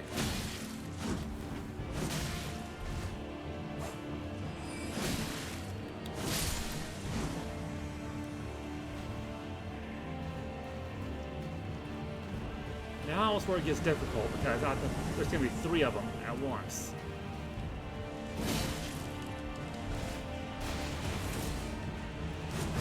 Oh. I'm out of stamina. And I got backstabbed by that guy. Yeah, this backstab is really not fun. Okay. I can... Really? They both attacked at once. Okay. Need to figure out a better way of crowd control here, since I'm doing melee on this build.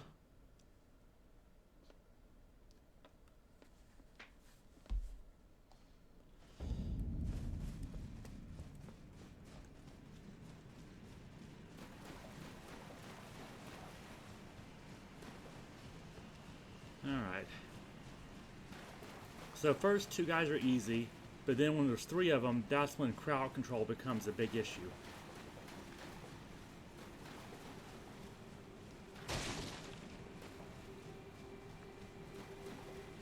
And this is where we fight the dragon too. The zombie dragon.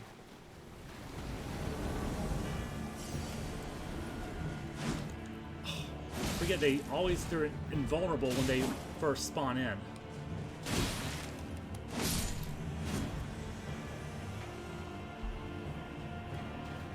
Next is Roger.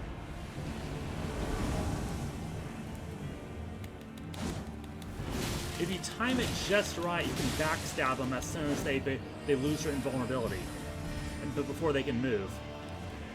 But it's so hard to time it. Alright.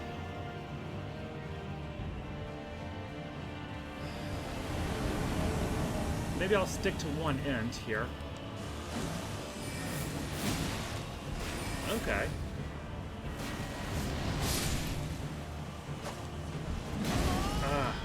still their reach. If I can get another heal off, okay.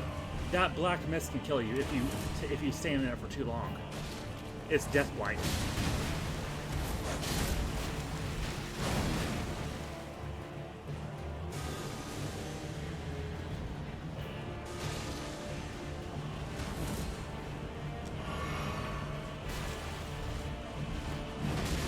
If I can get Lionel taken out. Okay, there. Now it's more manageable one-on-one.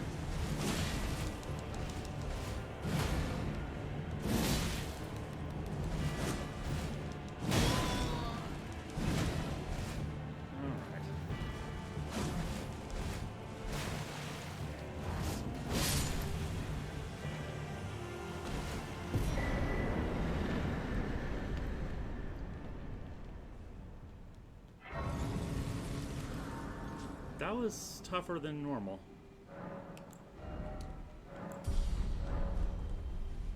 I'm gonna try to pump vigor to at least 50. In the base game, anyway. Ah, I knew you would. What is it you intend to deny us and our ways, like the dogmatic brutes of the Golden Order? You are an odd one. You choose this option to advance her quest. They call me a foul and rotten witch, yet you still wish to be held by me? So she's sticking up for those who live in death, who didn't choose to be that way, but they're persecuted by people like D.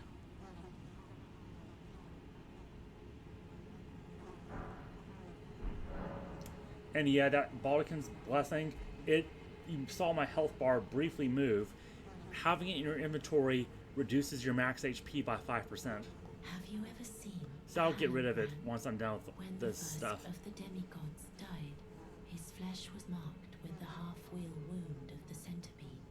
Godwyn's hallowbrand has since been recovered at the Round Table Hold, but there is another hallowbrand out there somewhere. Yep, I got that and I must from find Ronnie's it corpse. before the time comes we receive our Lord.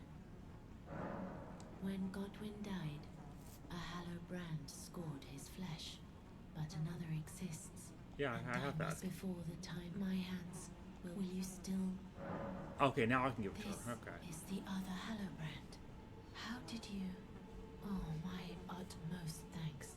With this, Godwyn can take his Weirdly rightful enough, in order to place as obtain first this, of the dead. you have to get the And Carrion statue from Ronnie by illustrious following her life. quest line. You are So our you have to at least true do champion. some of Ronnie's quest And line though in I order to can't be finish of any Fia's. use to you, So Can I hold you tight?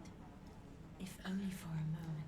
So it's interesting how her questline helps you choose an alternative to Ronnie's vision. So she's all about still letting you make those choices, I will soon even if know it goes against what Godwyn, she actually wants. and it will surely stir within me the new life of the Golden Prince, and first dead of the demigods, as the rune of those who live in death. Please, do one thing for me. Brandish this child, my rune, and take for yourself the throne. Stay the persecution of those who live in death by becoming our Elden Lord. I will to conceive. Okay. Brandish stay the by becoming. And to continue her dialogue, I have to rest for some reason. But basically what she's saying is that she is going to give birth to a rune that will fix the Elden Ring. So you can choose to repair the Elden Ring, which is what the game tells you to do. And there's different ways you can repair it. And when you repair the Elden Ring, there's four ways of doing it, and the rune that she gives is one of the ways. So repairing the Elden Ring is an ending of the game with 4 variations to it, but then there's 2 other endings, one of which is Ronnie's ending, in which we don't repair the Elden Ring, we replace the whole Elden Ring system completely, and like do away with like all the influence of outer gods and all that. That's one option. The other ending is the Frenzied Flame ending, which is a lot more nihilistic, and it's basically burn everything down. I choose to lie with Godwin of my own will. I'll unlock all those endings, by the way. One chosen for me, and I will bear a child who will inherit your warmth too. What greater blessing could there be but to be born a deathbed companion? This is goodbye, my dear, but I am satisfied. I choose to lie with Godwin of my own will, not the remains of one chosen for me, and I will bear a child who will inherit your warmth too. What greater blessing could there be? Okay, and next, after resting, she will be dead. Because that seems to be what happens whenever someone produces a great rune, is they die. The others who, not great rune, but a mending rune is what it's called. And the others besides her are going to be Gold Mask and Dung Eater. I'm going to use these items because simply having them reduces my max HP.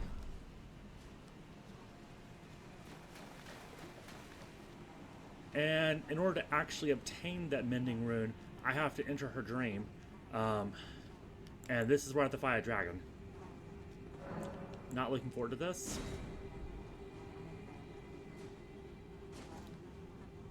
I seem to just have a difficult time with dragons in general. But especially this one.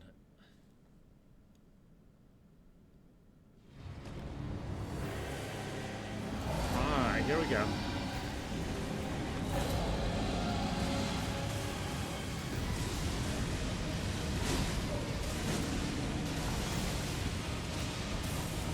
Okay, lightning spear. Oh no, I saw the sparks around me too late. And I'm probably gonna get, okay, out of range.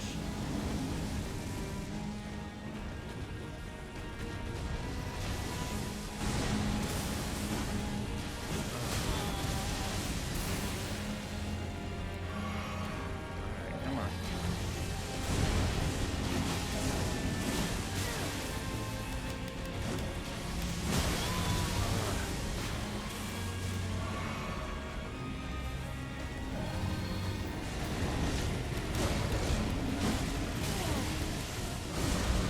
I'm still not sure how to deal with those when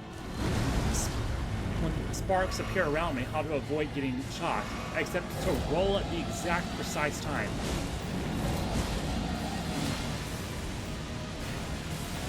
Okay, I managed to avoid that. And this cloud is deathblight, so if that black bar fills up, you instantly die.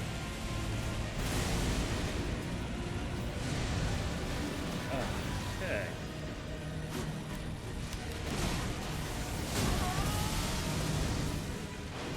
Come on.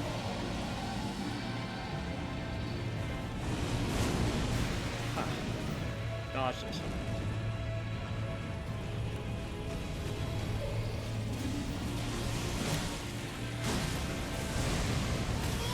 Wow, okay.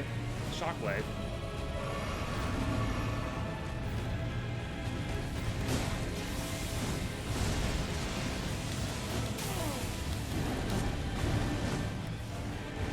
Alright, quit jumping around, please.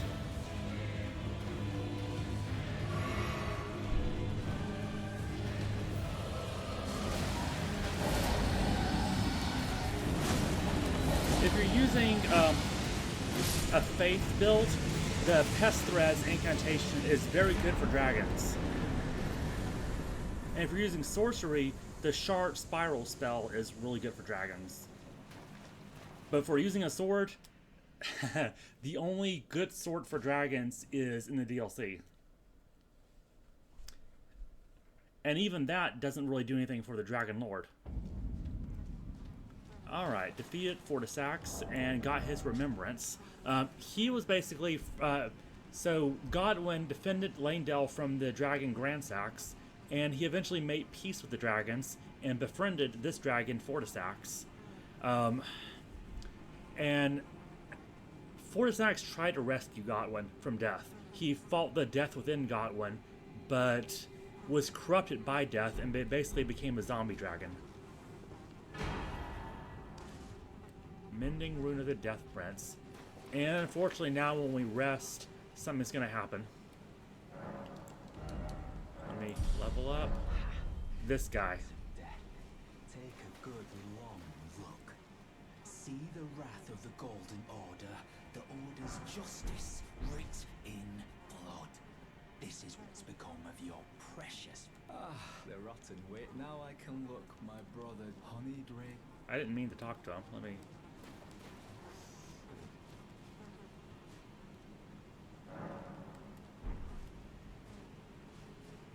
Where did he go? Oh. I was gonna kill this guy, but he left. And this is now another way into Langdale.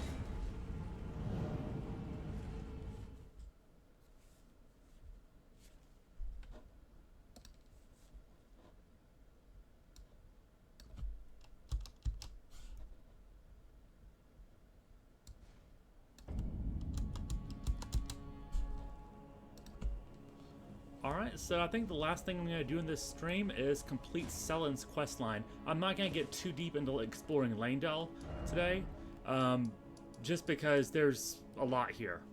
So, to complete Selen's questline, I need to go...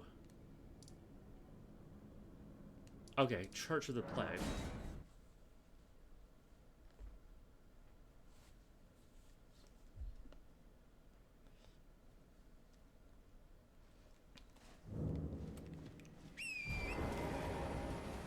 And like I keep saying, when it comes to Selen, she's basically the sorcerer equivalent of a mad scientist. She was expelled from Raya Lucaria for doing some pretty terrible experiments on other people.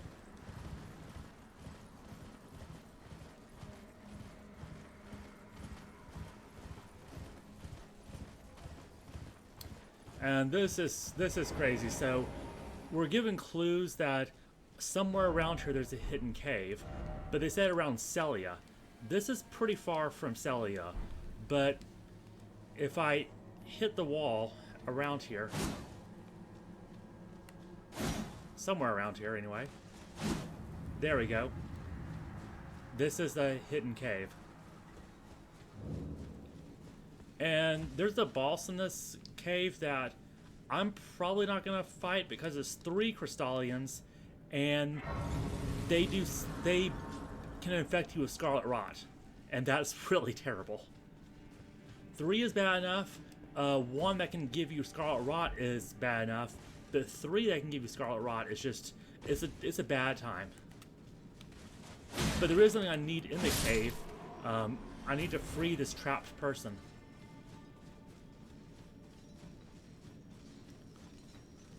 Okay, and to get rid of all these illusory walls, just use Margit's Shackle.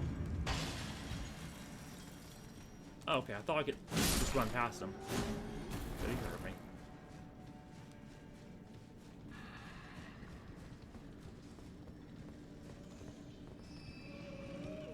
And those noises down there, yeah, you don't want to go down there.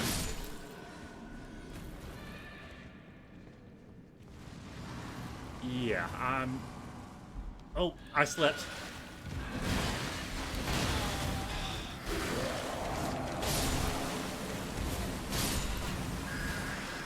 Okay, not as bad as when they get the jump on you. If they get the jump on you and they start, hitting you with their hands, they can stun lock you to death, like very quickly.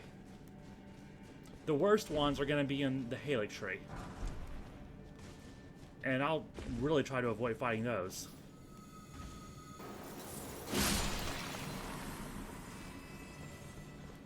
What I'm looking for is a glowing blue door. There it is. And we find a Raya Lucaria Burger King sorcerer.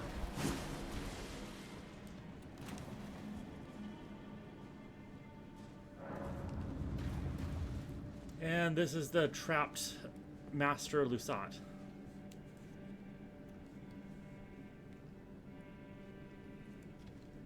Lusat is from Celia and brought the study of gravity magic to Rea Lucaria, but is now expelled for studying the primeval current, which is a type of magic that's banned from being studied there.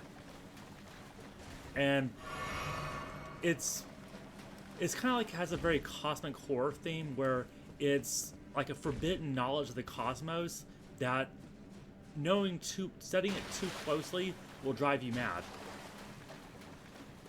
And in fact, in the case of Lusat and Azure, they're literally no longer like they've been transformed to where they're now part crystal.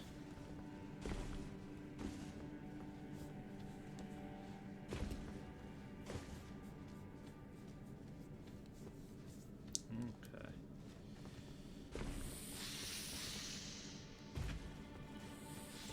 So I could leave. I'm gonna give these Crystallians an attempt at fighting though, and if I die, I'm just not gonna try again because they're seriously that bad.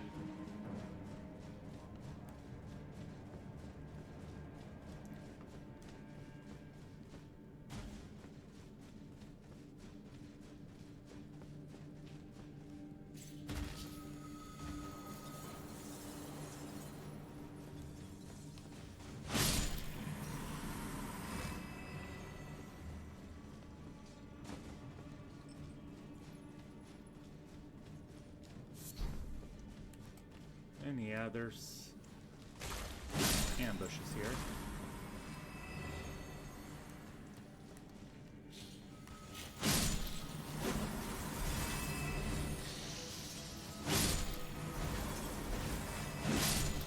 And for Crystallians, I want a weapon that does strike damage. So I'm gonna switch to my Great Stars. You know what, I should have gotten that crystal tier that gives you damage reduction. Okay. I hate this so much.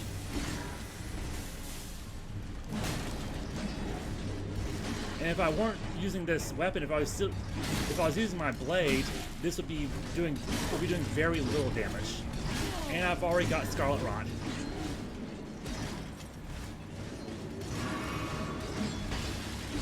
Alright, well, I can cure myself.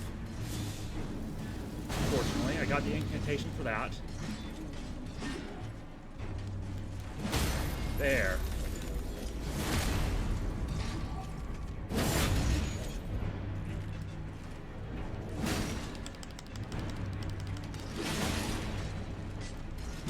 I'm out of stamina. Come on. Stun locked.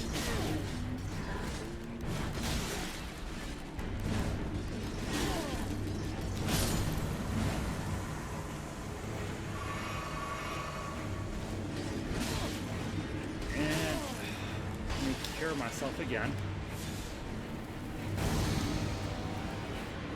Alright. I think I can manage this now. Well, the greater threat is probably this one.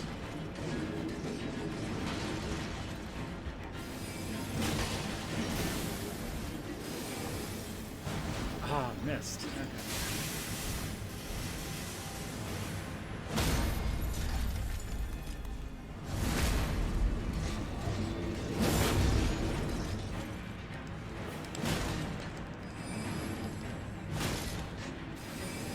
I really need to manage stamina a little bit better.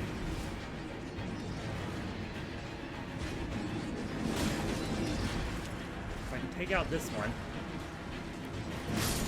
Alright. Now this is much more manageable. Really? That got me Scarlet Rot? Alright.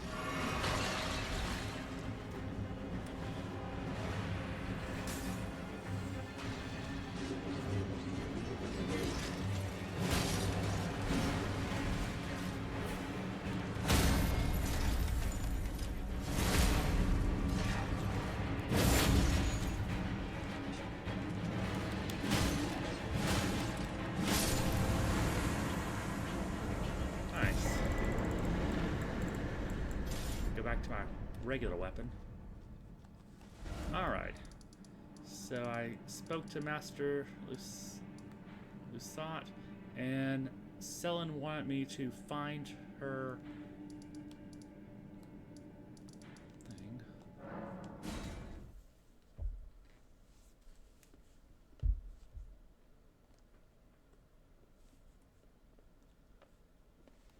There's two endings to Selen's quest. My You can apprentice. side with her or against her. Give me a moment later. I have a favor. The form you see before you is merely a projection. My body lies elsewhere, but the Academy's shackles prevent it being moved. My body is on the People weeping being peninsula at projections of the real southern tip selves of is a the common lands theme between. here. Like Margit, Imprisoned the in the ruins both just times down I've from the fought Church Margit of so Light. far have been Past the projections tomb of his the real Wandering self, Mausoleum. who's in Langdale. Can you make the journey to my body? I have something that I can only trust with you. Who could have guessed? What a place to find Master Lusat. You have my gratitude. This is all your work. I am truly pleased to have you as an apprentice and a kindred spirit. This is a mere token of my thanks. Please take it. This brings us the bodies of Masters Azure and Lusat can be admitted to the Academy. If only I could undo these wretched shackles. Okay. So her body is in the Weeping Peninsula.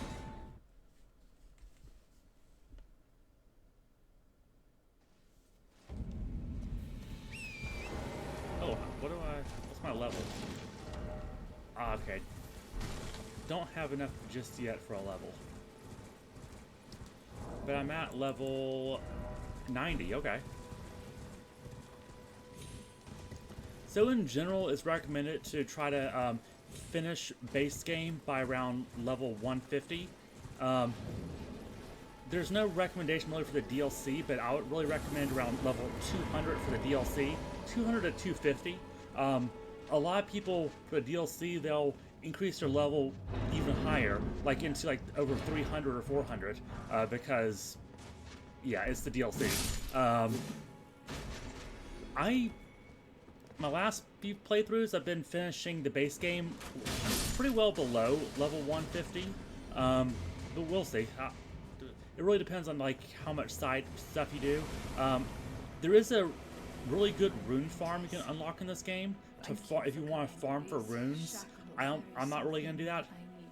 So I might be under leveled. We'll see. The start someone may come for my life, and so I entrust it with you. Yeah, someone is gonna try to kill her. So she's imprisoned here by the Academy. And this primal glintstone is like the essence of who she is.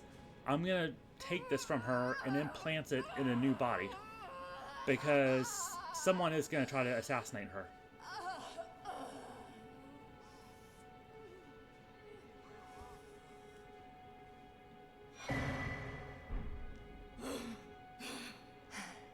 This. And I'm gonna reload the area.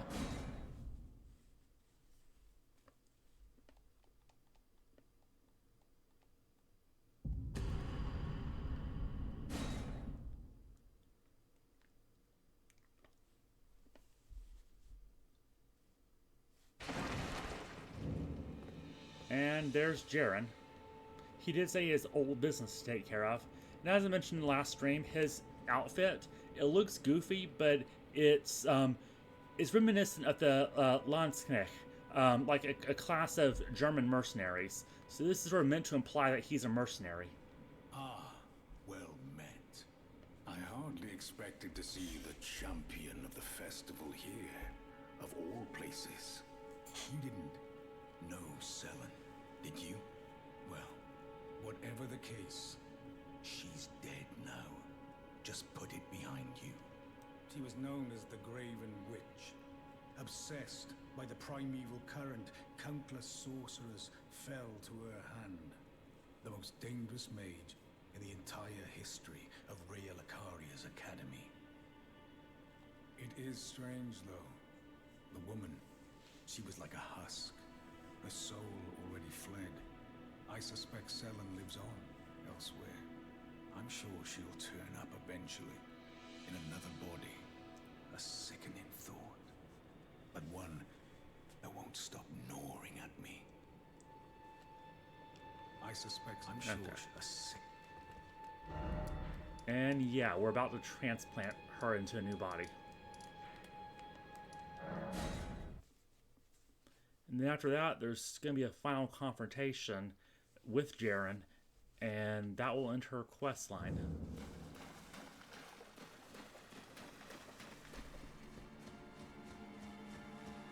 I should really start looking at like equipping different armor, because I've had this armor, the same armor, since Raya Lucaria.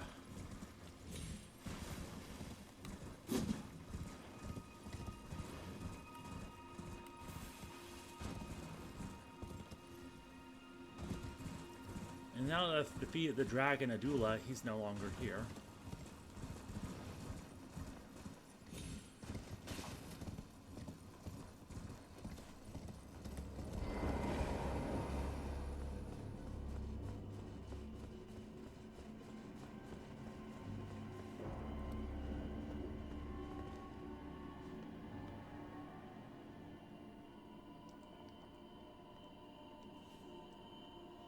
My apprentice.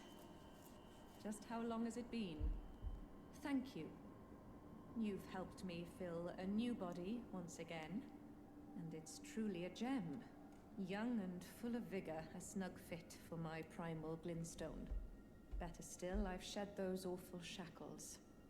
Finally, I can return to the Academy to expel the Karian royal family and restore the primeval current. My dear apprentice, I owe this all to you. Finally, I to expect. Let's see how well that works out for her.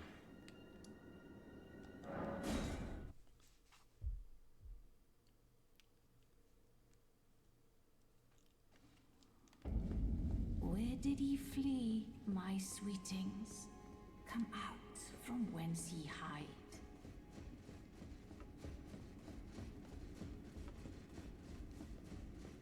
So there's two signs here. You can be summoned to help Selen fight Jaren, or use this sign to help Jaren fight Selen. If you're interested in getting a max level smithing stone, side of Jaren, for like a melee weapon, so he gives you an ancient dragon smithing stone, which is useful, but there's others out here. If you're a sorcerer character, I recommend siding with Selen, because there's an item she'll give you that can be helpful, and also there's a new spell that you can unlock this way that is called Shard Spiral, and it's really helpful for big bosses. Like anything that's really large in size, Shard Spiral is a great sorcery for that. I'm gonna side with her here just for the story.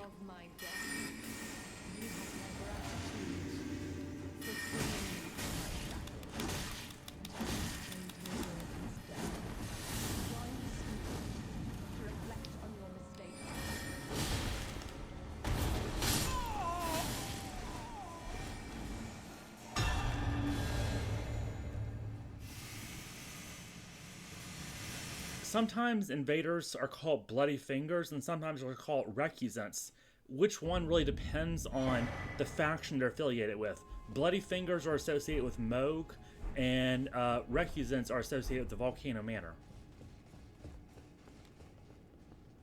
And this is now, Selen thinks she's expelled the Karian royal family and gotten rid of Renala. We'll see. Ah, my apprentice. You've saved my skin once again. Do you see this? The Queen of Caria is no more. With the bodies of Masters Azure and Yusat returned, the Academy can hone the primeval current, so that we, fallen children of the stars, shall beam with brilliance once again. My apprentice, will you stay with us, here at the Academy? Oh, I know it's not possible, You have your own calling. To be the next Elden Lord. But do think of me, of your teacher. On the eve of your crowning, you will always be my darling pupil. Rest assured that no, the entire Academy will swear allegiance to the new monarch, my apprentice. Become Elden Lord. But here is a symbol of my allegiance and the Academy's. Do you recall what once I told you? That brimstone is the amber of the cosmos, and sorcery is the study of the stars and the life therein.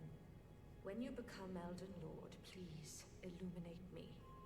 Lay bare the secrets of life which course the Elden Ring. Next time, I will be your student. Yeah, let's... Okay.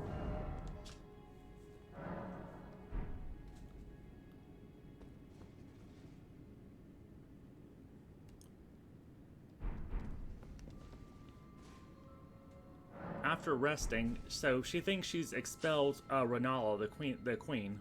Where did he flee, my sweetings? Well, now after resting, we see Renala is back, and this is what's become of Selen. Did they not?